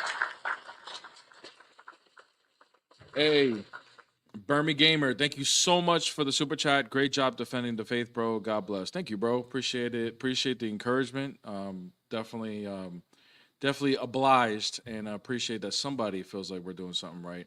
W Amin in the chat for helping me defend as well. Getting a lot of W's, I mean, in the YouTube as well for the explanation. So appreciate that. Oh, sorry, I had a phone call. Somebody said what? Go No, follow just Amin they're on just YouTube, guys. they're pleased. People on my YouTube are pleased with your explanation that you just gave. So just give me a heads up. You know, honestly, all you have to do is just read the church fathers.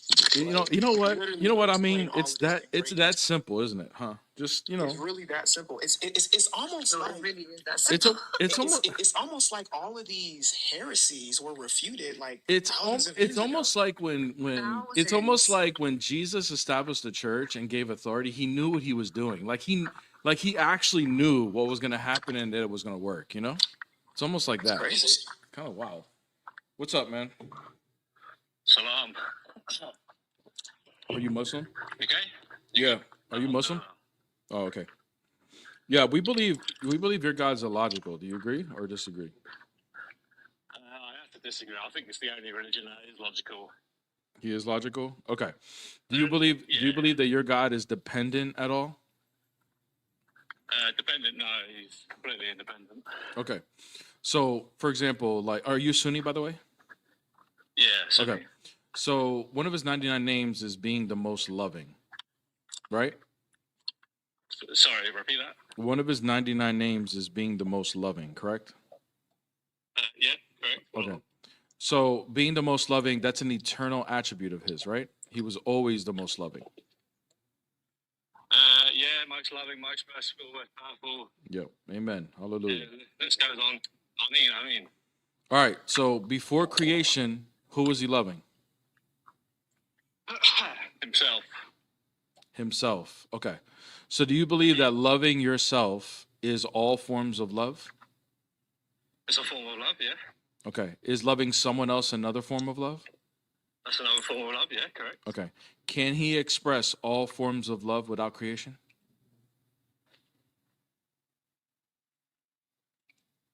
Well, this is quite I don't think that's a yes or no answer. Is that a yes or no answer? Well, you gave a yes or no answer just a minute ago. I think Yeah. now that you're Yeah, realizing, but I think now the the reason why it's not question yes or no right now is because you're realizing there's an issue here.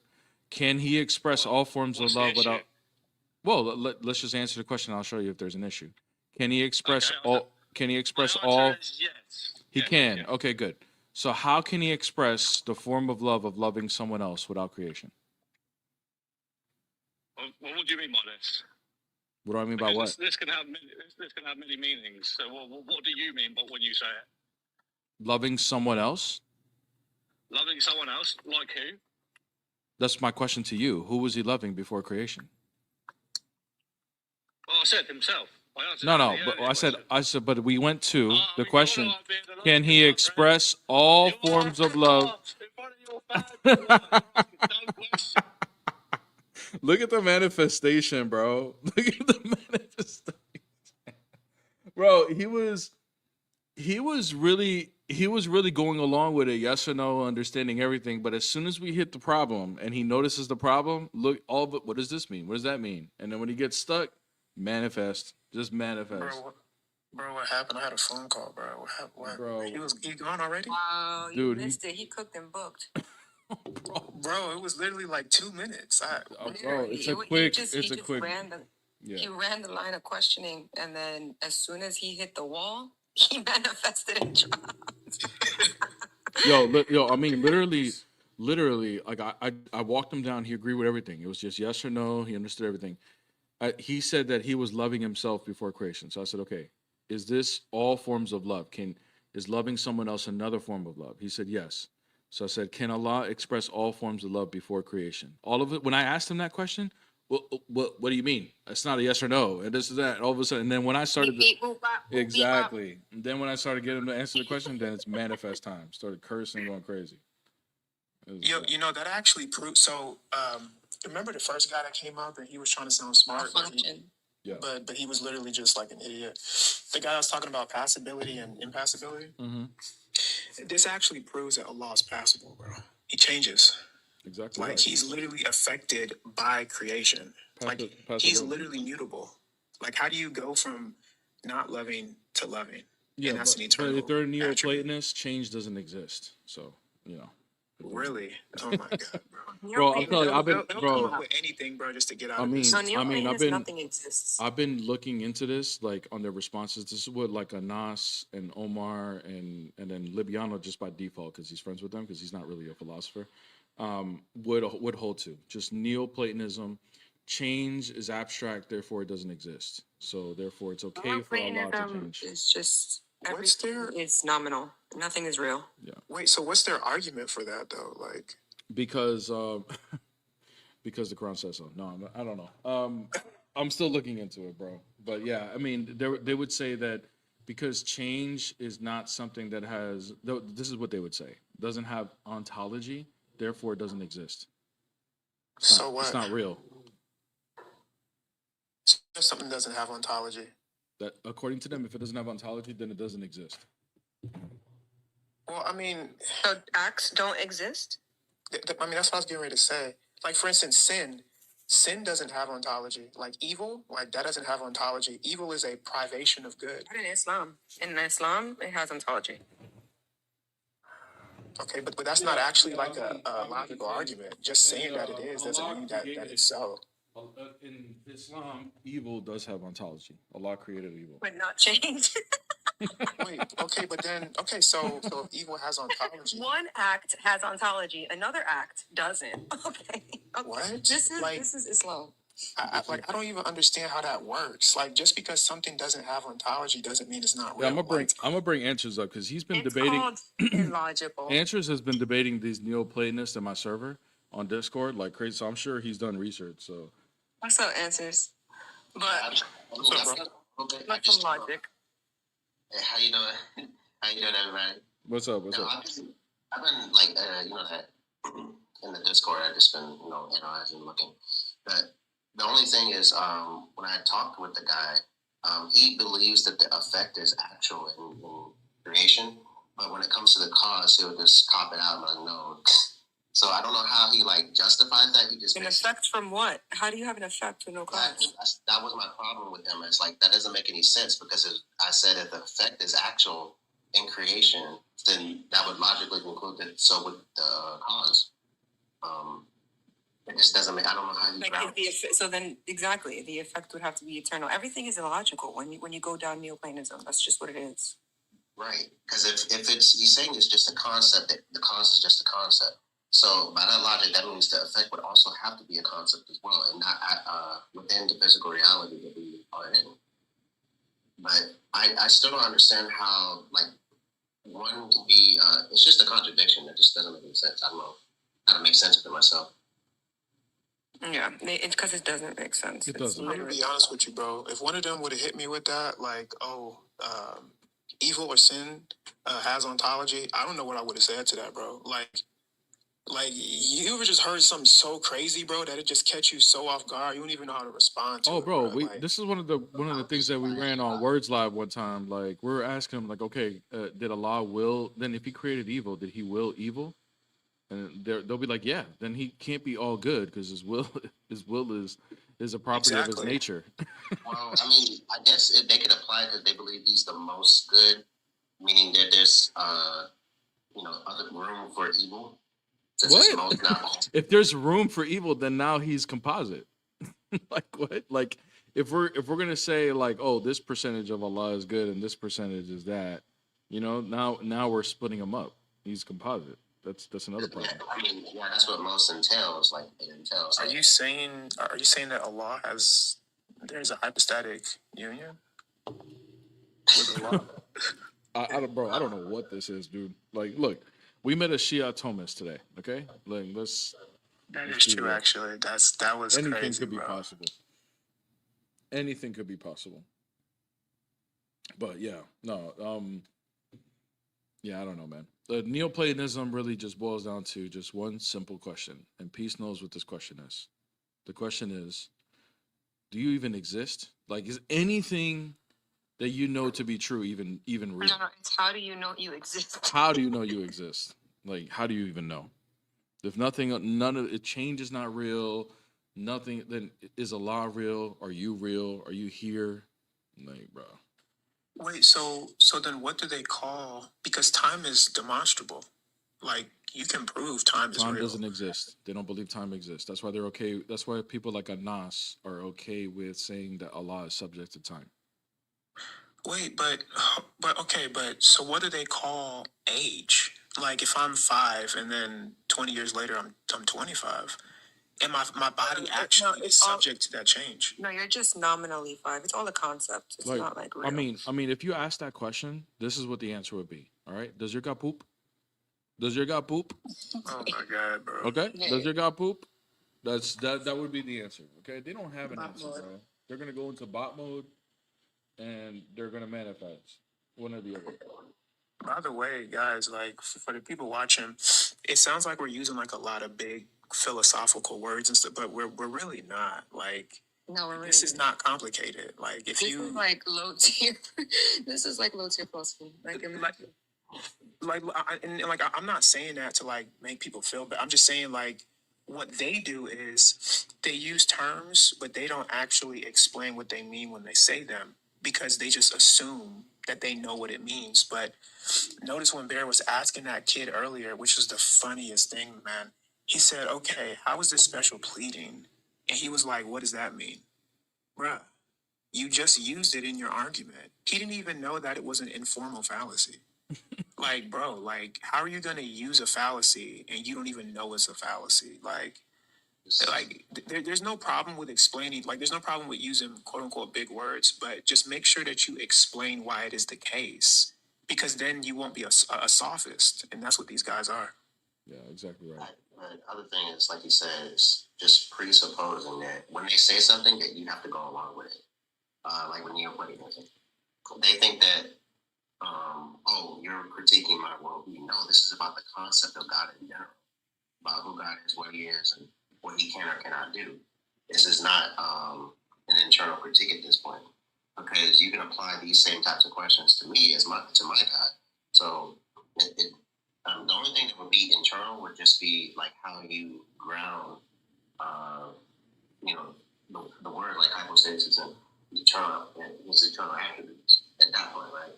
But when it comes to like Neoplatonism, things like that, that's when it starts to you're actually talking about my reality as well. It's not just your reality. Exactly right. Yeah. So I had somebody try to make a Christian, by the way, trying to make a post about me, critiquing my love argument, saying that it's not fair because I'm not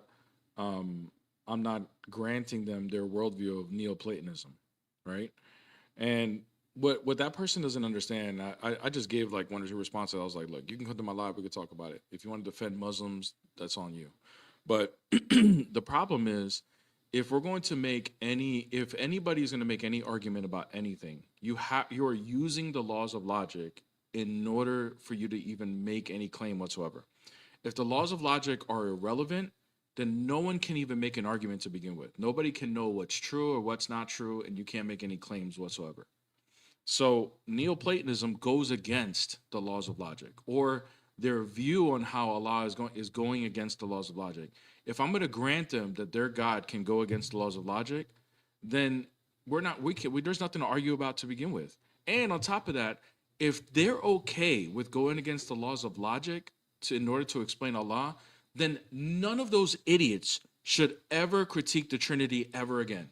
If they're going to take the position that Allah can break the laws of logic, don't ever critique the Trinity ever again. Stick to something else. Because is that what they say, for real? No, it's not that they say that directly, bro, but Neoplatonism is going to go against the laws of logic. Like, period. It's not going to be logical. Like, if we're going to say like what you were just thinking about, I mean, like, okay, it doesn't have ontology, therefore it doesn't exist. But according to the Quran, Allah creates evil, which would be an abstract thing anyway, right? So they're just going to contradict themselves all the way through, even through the Quran. Even what you just said right there, to say that they believe that Allah creates entails an effect that happens in time, right? Which goes against Neoplatonism, because then what would be the cause? They would say Allah, is He just a concept? No, it's just illogical. Like you said, there's no way around this, like, reality. Like, there's no way around the actual reality. Like, Yeah. No, it's actually kind of crazy. But yeah, it's funny that nobody wants to come up on this top. Oh, actually, hold on. Let me see if this guy wants to come up. Sean, are you Muslim? Oh, he's connecting. Come on. What's up, Sean? Are you Muslim? Hey guys. No, I'm a Christian. Okay, what's up? Do you have a question? Yeah, you guys seem to be very knowledgeable about, good debate arguments, and I wanted to bring one to you and get your viewpoint. I heard a pastor once say in a sermon that it's difficult for, like, if you have the eyewitnesses of Jesus, his disciples, and those that followed him, and over 500 that witnessed his resurrection, it would be just logical to say that's a better frame of reference to present that person knew the physical person, they were around them, they were in that time, and they witnessed, and then they wrote about it, oral traditions, all that, versus someone who's 500 years later and is talking about someone they never met. And I was just wondering if I could get anybody's view on that argument.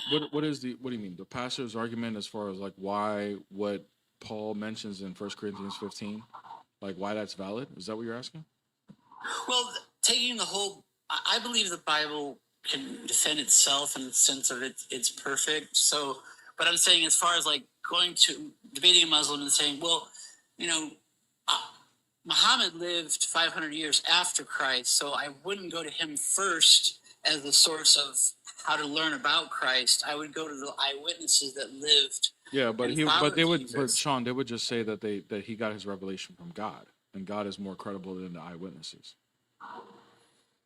Okay, so yeah, and then okay, all right. Well, that sums it up quick on what they would say. I get that, and then another thing is, have you guys heard of Pastor Eric Ludy and the Lineage of Majesty? No. Mm-mm.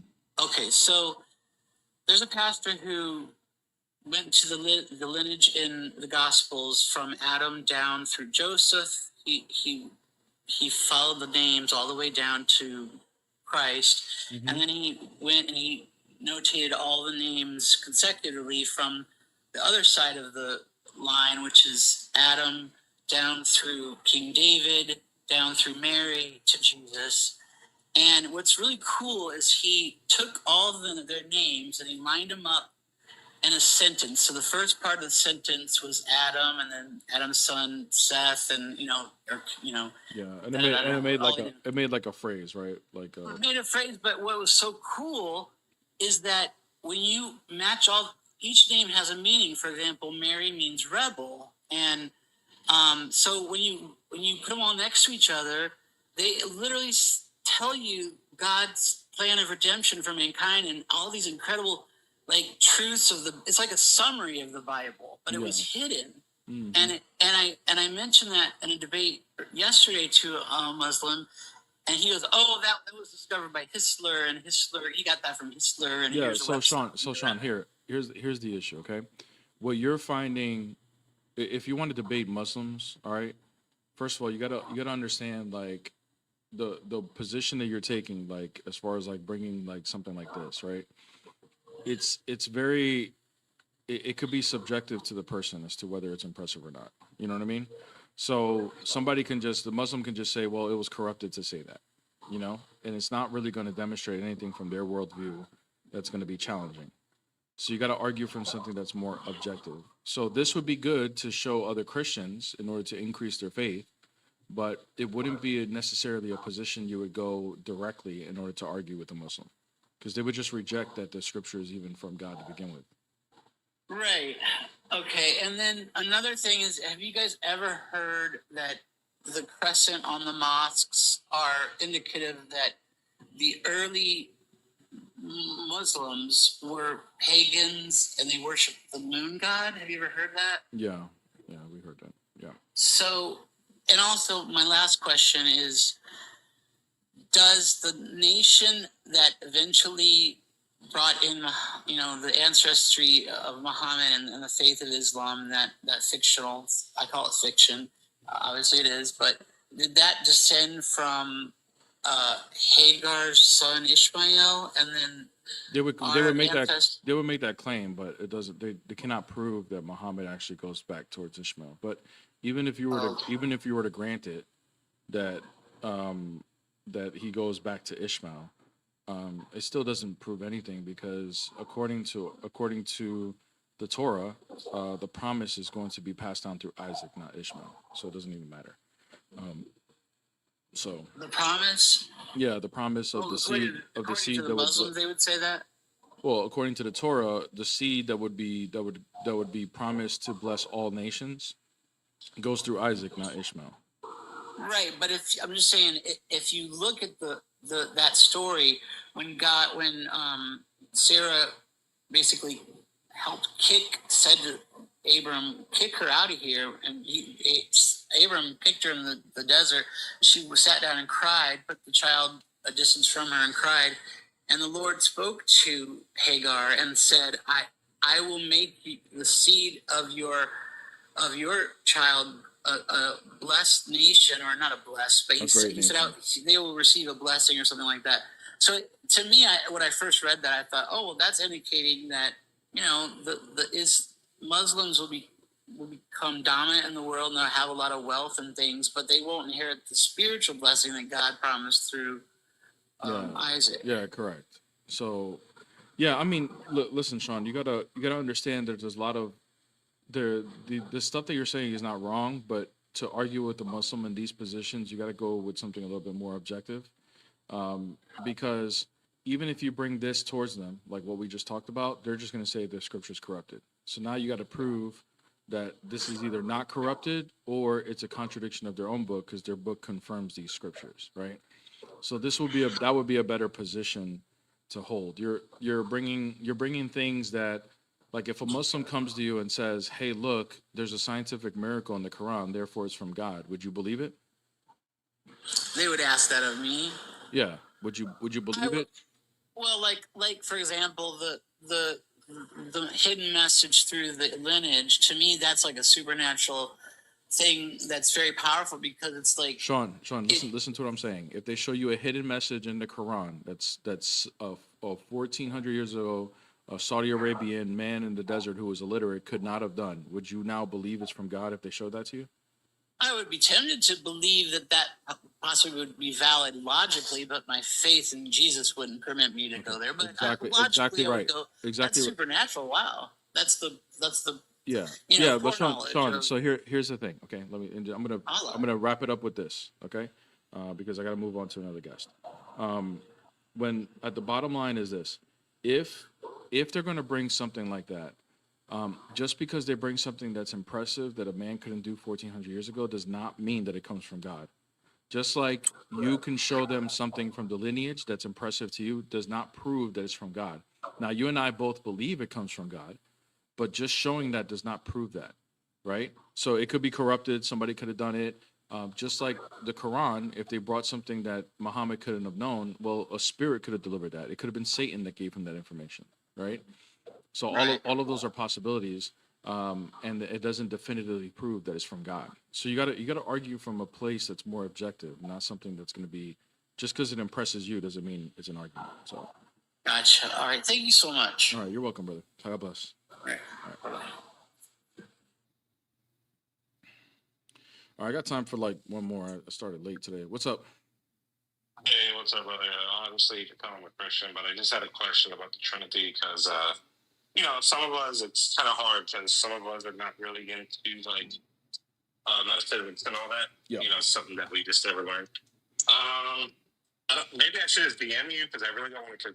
No, I'm pretty sure go you ahead. have the answer, I would imagine. Go ahead. You're Ask the pretty question. smart, you know what I mean? Ask the question. Because I just heard somebody, like, I was in another stream, and I heard a Christian going against, like, a Muslim or whatever. But I left the stream because it was kind of boring, but or I got busy or something. Yeah, give me one. I'm sorry about that. My wife walked in. Can God's attribute change if he takes on human form? No, just because he takes on a human form doesn't mean his divine nature changes. Well, but him taking on that form, does that like add an attribute to himself? All he's doing is adding a nature that has a set of properties to his person, but that doesn't change the person, nor does it change his divine nature. Yeah, well, yeah, I understand. But him adding to himself, like, is that so? That's not changing. No, that wouldn't be a change. Okay.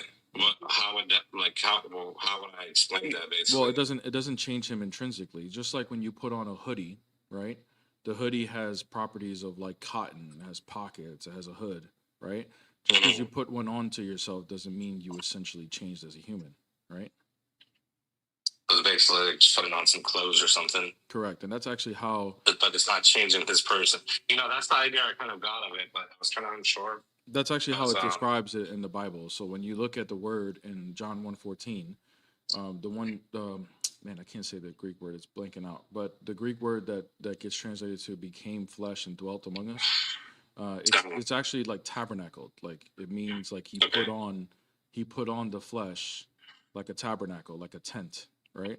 And he tabernacled amongst us. The reason for that is it's a reference to Exodus, where the glory of God tabernacle goes into the tabernacle, right? The presence of God enters the tabernacle that they built, right? And the tabernacle in the Old Testament is made of animal skin, but now the tabernacle of the new covenant is human skin, is human flesh. And not only is the presence of God dwelling amongst his body, right, and among us, but we too will receive the Holy Spirit where we will become walking tabernacles as well. So it's literally describing like putting on like flesh.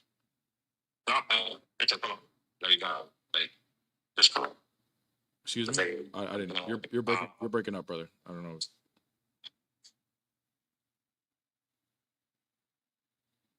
Can you hear me now? Yeah, I can hear you. Oh, I said I'm sorry for coming up, man. I just, I kind of had that impression, like, just because he took on the flesh didn't mean he actually changed, because the flesh is not who we are. It's actually the person inside. Right? Here's the other thing, Adam. Here's the other thing. One more thing. Sorry. That this is what the fathers would talk about, and in fact, like someone like Saint Athanasius would also describe, is that first of all, God has active potency. What that means is that he never changes intrinsically within himself, but he causes change to creation. Okay, so hey, you have a lot of background. I don't know if. Okay, I'm sorry about that. Yeah, no worries. So anyways, he causes changes to other things. So here's an example that I'm going to give you, and then I'm going to explain how this applies to how when he takes on flesh. So the sun, for example, right? We know the sun doesn't move. It's a ball of gas, fire, heat, light, all those things, right? So the sun stays in place, and then the earth orbits around it, right? Right now where I'm at, it's daylight, right? And eventually it's going to be dark. That doesn't mean that the sun changed at all. It just means that the earth changes position, right? Or there's a patch of grass outside, right? If the sun shines on it, doesn't do anything. But if I put a seed and water it, then the sun causes it to grow, right? That doesn't mean that there was a change in the sun. The sun caused the change within the object, okay? So that's what active potency is. God has active potency where he causes change to everything external to him, okay? So when our human nature became corrupted, when it fell from the garden, this is what St. Athanasius would say, is that when the divine person of Christ assumed the human nature didn't cause the change within him, the person caused the change within its humanity, which is what the whole purpose of taking on humanity is to begin with.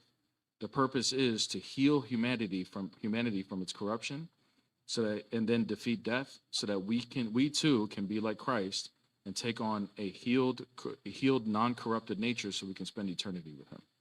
So by him assuming the flesh is causing the change within the flesh, because everything that God touches, he heals and changes. Okay. All right. Well, I appreciate that, man. I'll take that. Put that into my notes. I appreciate it. Yeah, you're welcome, brother. All right. You have a good one. All right. Halal. This is an example of a very smart Muslim in the chat. He says, the sun moves. What are you talking about? I mean, is that true? Can you fact check me? Does the sun move? Did I say something? The sun from my understanding, the sun it rotates on its own axis. So the example that Bear was given was that it would be something um, like the Earth rotating around the sun. But I mean, I understood what you were saying. If Yeah. he's talking about moving in terms of like rotating, I on was its talking own about the axis, sun is not orbiting around the Earth. It's the other way around. no, it doesn't orbit around the Earth. It rotates, but it rotates on its own axis. Yeah, no, that's not what I was talking about. Hello, my love. Welcome back. Yeah, however, he missed the purpose of the analogy. Exactly right. Guys, don't forget to hit everybody a follow on the panel. YouTube, don't forget to hit my love a follow on her YouTube. Her link is in the bio. Late start today. We had some technical difficulties with the internet this morning, so I apologize for the late start. But we love you guys, and we appreciate all the support. Thank you guys for the previous super chats. Also, Bible study this evening.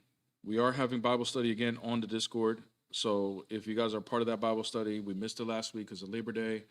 We're back on again this week.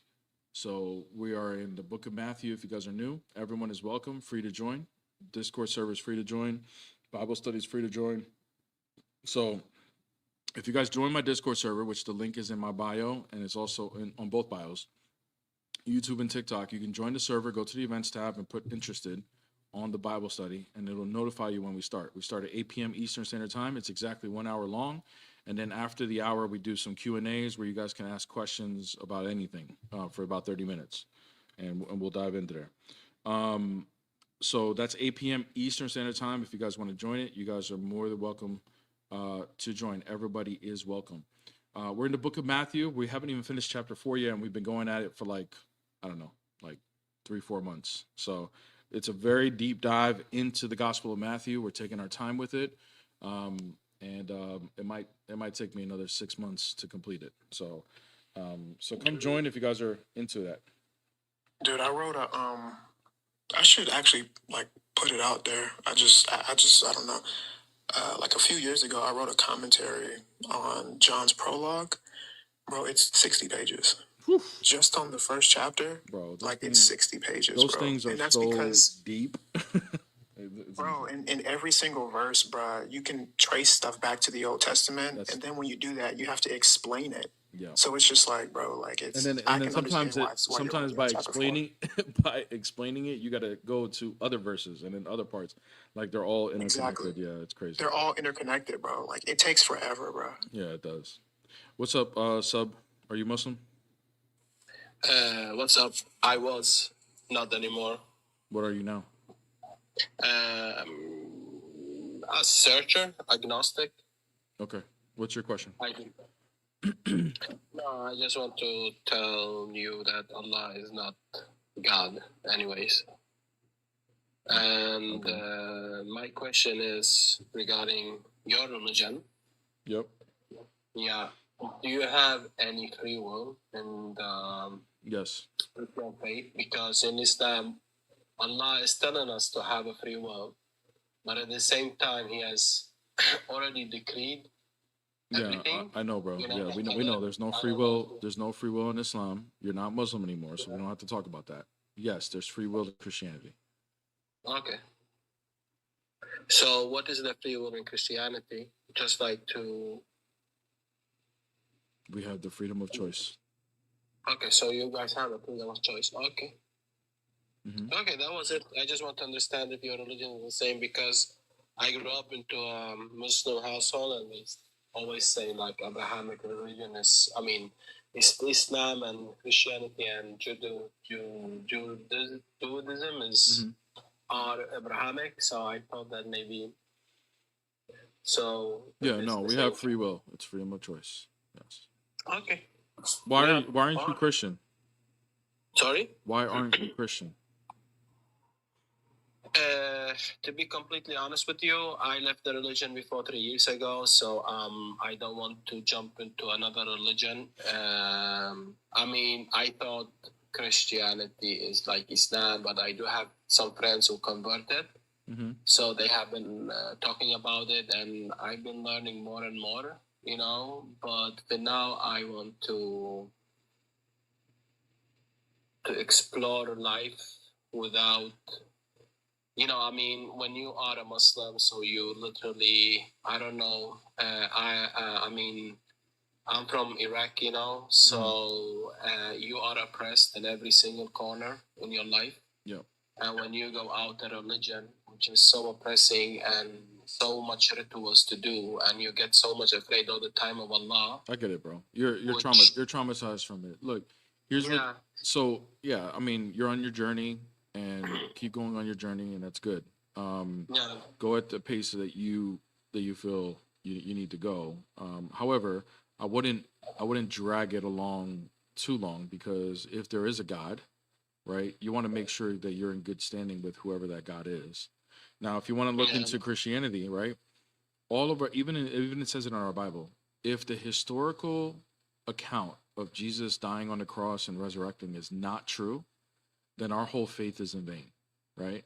So I would start there. I would start and ask myself, what is the historical evidence that we have of Jesus and what happened to him? Like, what do historians agree on, even the ones that are not Christian? And what you're going to find is this. You're going to find, and you don't have to take my word for it. I'm just going to tell you what you'll find, and you can go fact check me. You're going to find four facts, what they'll call the minimal facts argument of Jesus Christ. And that's: number one, he was a real person. He existed. Number two, he in fact did die on the cross when the Bible says he did. Then he was buried, and after 3 days, that body was gone. And then the fourth fact was that the disciples that followed him had a genuine, they weren't trying to make it up or lying, had a genuine belief that they saw him bodily resurrected. Now, the historians won't admit that he resurrected, but that's the claim that the Christians make. And when you look at the claim of the Christian, you would have to then, if you want to challenge it, and say, well, if he didn't resurrect, what could have happened? And that's what I think I challenge you to go research. Like, what are the possible explanations of the empty tomb and his disciples all claiming that, all the disciples that made the claim agreeing that they saw him bodily resurrected? And what you'll find is there's really no natural explanation that has a logical possibility to it. If it does, it's very, very slim. And then what you'll find is the most logical and probable explanation is that he in fact resurrected. And if he did resurrect, then now you have a foundation to build on as to why Christianity is true. So I would just challenge you to go research that and see if what I'm saying is right or wrong. Absolutely. You know, as I said, I do have some friends who converted before a year or 2 years ago. I don't exactly know the date, but they have been promoted Christianity for us. And I mean, of course, like I'm getting, you know, my interest is increasing every day, you know. Yep.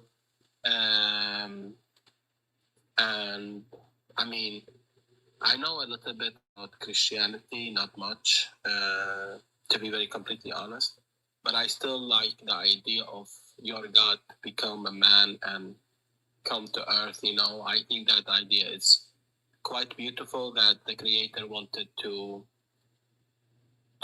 show their creation how to get humble and how to pray or whatever. Exactly. What he did in the earth. There was a example that he showed. You know, I don't have problem with that. You know. No. So I good. think the idea is very, very beautiful. Yep. But as I said, when you live in a Middle Eastern country and when you have Islam as a religion, when you're out from it, you want to have a rest. No, I get it, bro. You were in a literally like you were in a false sorry? religion. No, I totally get it. You're in a false religion, and 100%, you don't want to. Obviously, there's only one religion that's going to be true, and there's thousands you can choose from. You don't want to jump into the next false religion and experience what you experienced, right? So you want to take your time with it, and that's understandable. There's experiences that you have. Talking, and my friends are keep telling us to read John. Bro, I would say this. I would say this, because like if you read John, right, you're probably, if you already find it beautiful that that God incarnated as a human because he loves his creation. If you find that beautiful, John is just going to continue to support that emotion of yours, right? Now, I believe that is true, right? But just because you find it to be beautiful doesn't make it true. right? Because Muslims will tell me that the Arabic of the Quran is beautiful, and therefore they know it's from God because of that, right? I'm gonna point you more towards something that is objective, that's outside of your feelings, right? And I would say that instead of just diving into John, just look at it objectively, and just tell me logically, how do you explain the empty tomb, and how do you explain the disciples willing to die for something that could be a lie, which means that they thought they saw him bodily resurrected. I didn't know that, to be honest, that they were unalive. Did you say that? Because yeah, they were. So that's why the reason why the historians would believe that the disciples had a genuine belief that they saw him resurrected was because they were willing to die for it. Now, maybe one or two people, maybe one person can die for a lie and be crazy enough. Two people is also the possibility of that. The probability of that goes even lower, but multiple people willing to, like more than two, willing to die for a lie is just highly improbable. How many was how many disciples did he have? 15, 16? Or what No, did you say? he had a lot of disciples, but you're talking about like the apostles, yeah, like they were No, all. I don't know. You said disciple, right? I don't know what is Yeah, so- apostle, disciple. I don't understand. What is disciple? Is that what you're saying? Yeah, what did you say? You said that a lot of his disciples, many of the disciples, they got unalive. Did you say Yeah. that? So we know, like for example, Mark was a disciple, right? Saint Mark, and he was willing to die for the faith. They tied a rope around his neck and dragged him through the city until he died, Yeah. right? We also know that Matthew was also a disciple. We know John was a disciple. We know Paul was a disciple. Peter was a disciple. So Peter was crucified upside down because he didn't want to be crucified the same as Jesus. So he was crucified upside down for the faith. Paul was beheaded, and he was only beheaded because he was a Roman citizen. Otherwise, they would have humiliated him also as well. We know James was an apostle. He also died. So there's people that we know historically that were willing to die for this. Would have played a part of the lie. If that makes sense. So all those people went and preached the religion about your religion. They were preaching. They believed that Christ. They saw Christ resurrected and that he was the Messiah. Yeah, they were preaching that, and they were willing to die for it. If they made up the fact that they saw him resurrected, it would be highly unlikely that they would have been willing to die for it. Okay, so your religion, basically. Okay, so I thought it was also spread by sword. The sword. No, that's not true. No, Not at all. no, dude, that's Islam. Yeah, Islam was spread by the sword. So Yeah, Christianity. no, I thought the same thing with you. Well, here's something. Let me, like, if you look into the history, right, of Christianity spread without the sword. In fact, the sword was put onto them.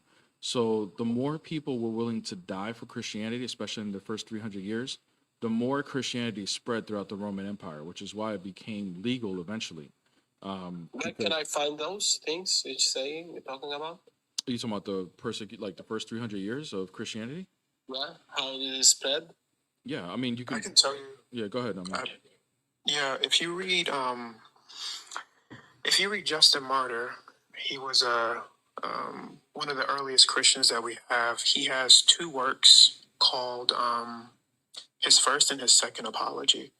And in both of the apologies, he is writing to the Roman emperor during that time. I believe it was, I forget the guy's name, but he's writing to them basically explaining like, hey, you're unaliving all of the Christians because of things that you have heard. But none of this stuff that people are saying about us is the truth. It's a lie. And in his writing, he goes through he painstakingly goes through instances of the things that we believe in, and he explains why we believe it and why what the people are saying are incorrect. So that's a historical document. Like, you can literally read that. You speak Arabic, right? Yes, I do speak Arabic. Okay, I can try to see. I have a friend who's from Iraq. I can try to see if he can give me a translation of Justin Martyr. And then I can actually give you. Do you have the Bible in Arabic? Do you have a copy of Kitab al-Muqaddas? Yes. My friend has it. Are you tarjuma?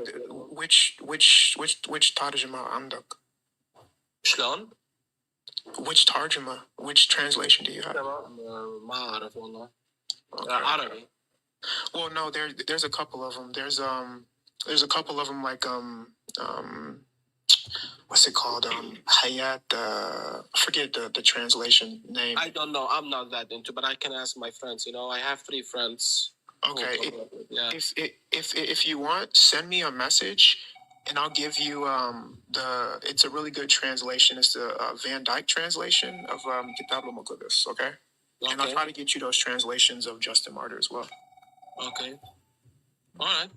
Yeah, brother. So look into this. I thought it was the same like Islam, you know, and that's also one of the things that I don't want to have a religion who's spread by sword, you know. No. Here's one thing I will tell you, Sub. The reason why they would say people would try to misconstrue Christianity and say that would happen. Look, every religion has stupid people in it, right? And I'm sure within the 2,000 years of history of Christianity, you can find people that in the name of Jesus Christ did some stupid things, right? That doesn't mean that the religion stands on that, all right? Well, the most common reason why people will bring something up like that is because of the Crusades. And the Crusades was violent and it was crazy, but the Crusades was just a defense response against the Muslims. The Muslims were spreading their kingdom by the sword and forcing people into conversions. And all the Crusades it's a response to that and defending themselves against Islam. So it doesn't necessarily mean that it was spread by the sword, because Christianity was already spread. It was just that they were losing territory because of Muslims trying to invade. So okay, you can look into it that way. But anyways, I do got to go, guys. Love every single one. Love you. Hit Amin a follow. He speaks Arabic too. So you can go ahead into that. Yeah, look at the Muslims manifesting in the chat. That's funny. But anyways, hit everybody a follow. Guys, don't forget Bible study tonight, 8 p.m. Eastern Standard Time. Also, for Peace and I, we do have a link, a GoFundMe that you guys can go to as far as supporting us in our mission if you feel led to, if you guys want to help support. Also, Instagram, Bear Peace Ministries on Instagram. That's the new Instagram. If you guys want to follow us, I am going to make an announcement on who I'm debating. Later on this month is a big name debater on YouTube, and I'm going to make that announcement. I'm going to do it on Instagram first, so go follow the Instagram so you guys can see that. But anyways, guys, love you guys. I do got to go. I got some work to do. Amin, thanks for coming up. My love, thank you so much. I love you so much. And Sub, nice meeting you, man. Come back, hit us a follow, and if you have more questions, okay? Yeah, no worries. Thank you for having me. God bless you guys. Thank you. Bye-bye. YouTube, love you guys. Thank you guys so much for all the support. Good live today. Love every single one of you guys. Make sure you guys hit my love a follow on the YouTube, hit her a sub. Link is in the bio. I'll give you guys a chance to do that. But I do got to go. I got some work to do. Running late because of the internet had some issues this morning. But love you guys. We'll be back on tomorrow morning. Best Morning Live on TikTok and the YouTube. Love you guys. God bless. In the name of the Father, the Son, and the Holy Spirit, now and forever, and to the ages of ages. Amen. God bless.